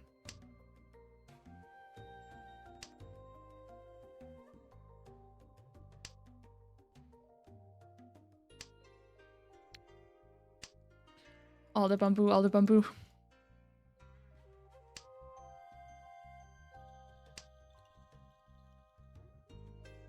Also, I feel like the background music is pretty chill, but also it's kind of like one of those that it's a bit too chill, so it gets like kind of stuck in your head, and then you start hearing it everywhere. I mean, I think he can unlock some more at some point. I guess you did not learn anything from that, because you do not understand why you could want them. Potentially.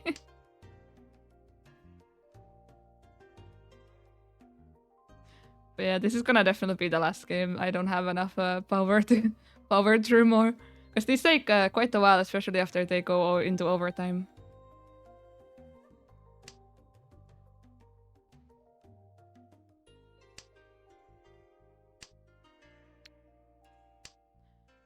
And man, it's like... I said we're not gonna go for like almost 4 hours, but it's almost been 4 hours. I have been cursed to play Mahjong for eternity.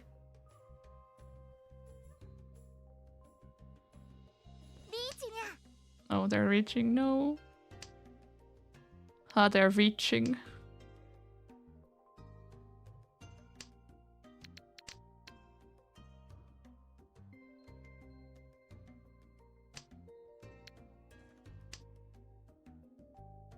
Okay, I was like gonna be like, if that was run, I would be like, what the? That wasn't. Oh no. Okay, are they gonna have enough? I don't think they're gonna have enough. Or are they? Oh, okay, okay. We got second. Okay, that's gonna be it. That's gonna be it for now. We gained three points. 3 points. 9 or 9 out of 200. Okay, let's go back to the screen. But I'm definitely not gonna make Mahjong a regular thing. This was just like a thing I wanted to test out a little bit, so maybe next time we're gonna do Mahjong, it's gonna be like months from now on. So if you wanna tune into some other games I do, you're more than welcome. But do not expect more Mahjong. That's all I'm gonna say for now. Or maybe next time I have been training a little bit more. Maybe I will be better at the game in general. But yeah. I think this was pretty fun. I got to chat about a lot of things. And I got to do Mahjong. I guess that's a bonus thing. Or I don't know. Maybe that's neutral. I don't know. There were some moments where it was just like super crazy. But yeah. The last game was really close. Yeah, it definitely was. And thank you for also being here. Always nice to see people in the chat and to have some talks and all that stuff. But I also do appreciate everyone who lurked. And then everyone who is going to be watching the video later as well. Always appreciate. So it's gonna be it. That's gonna be it for the Mahjong stream. So thank you again. And we'll see you later.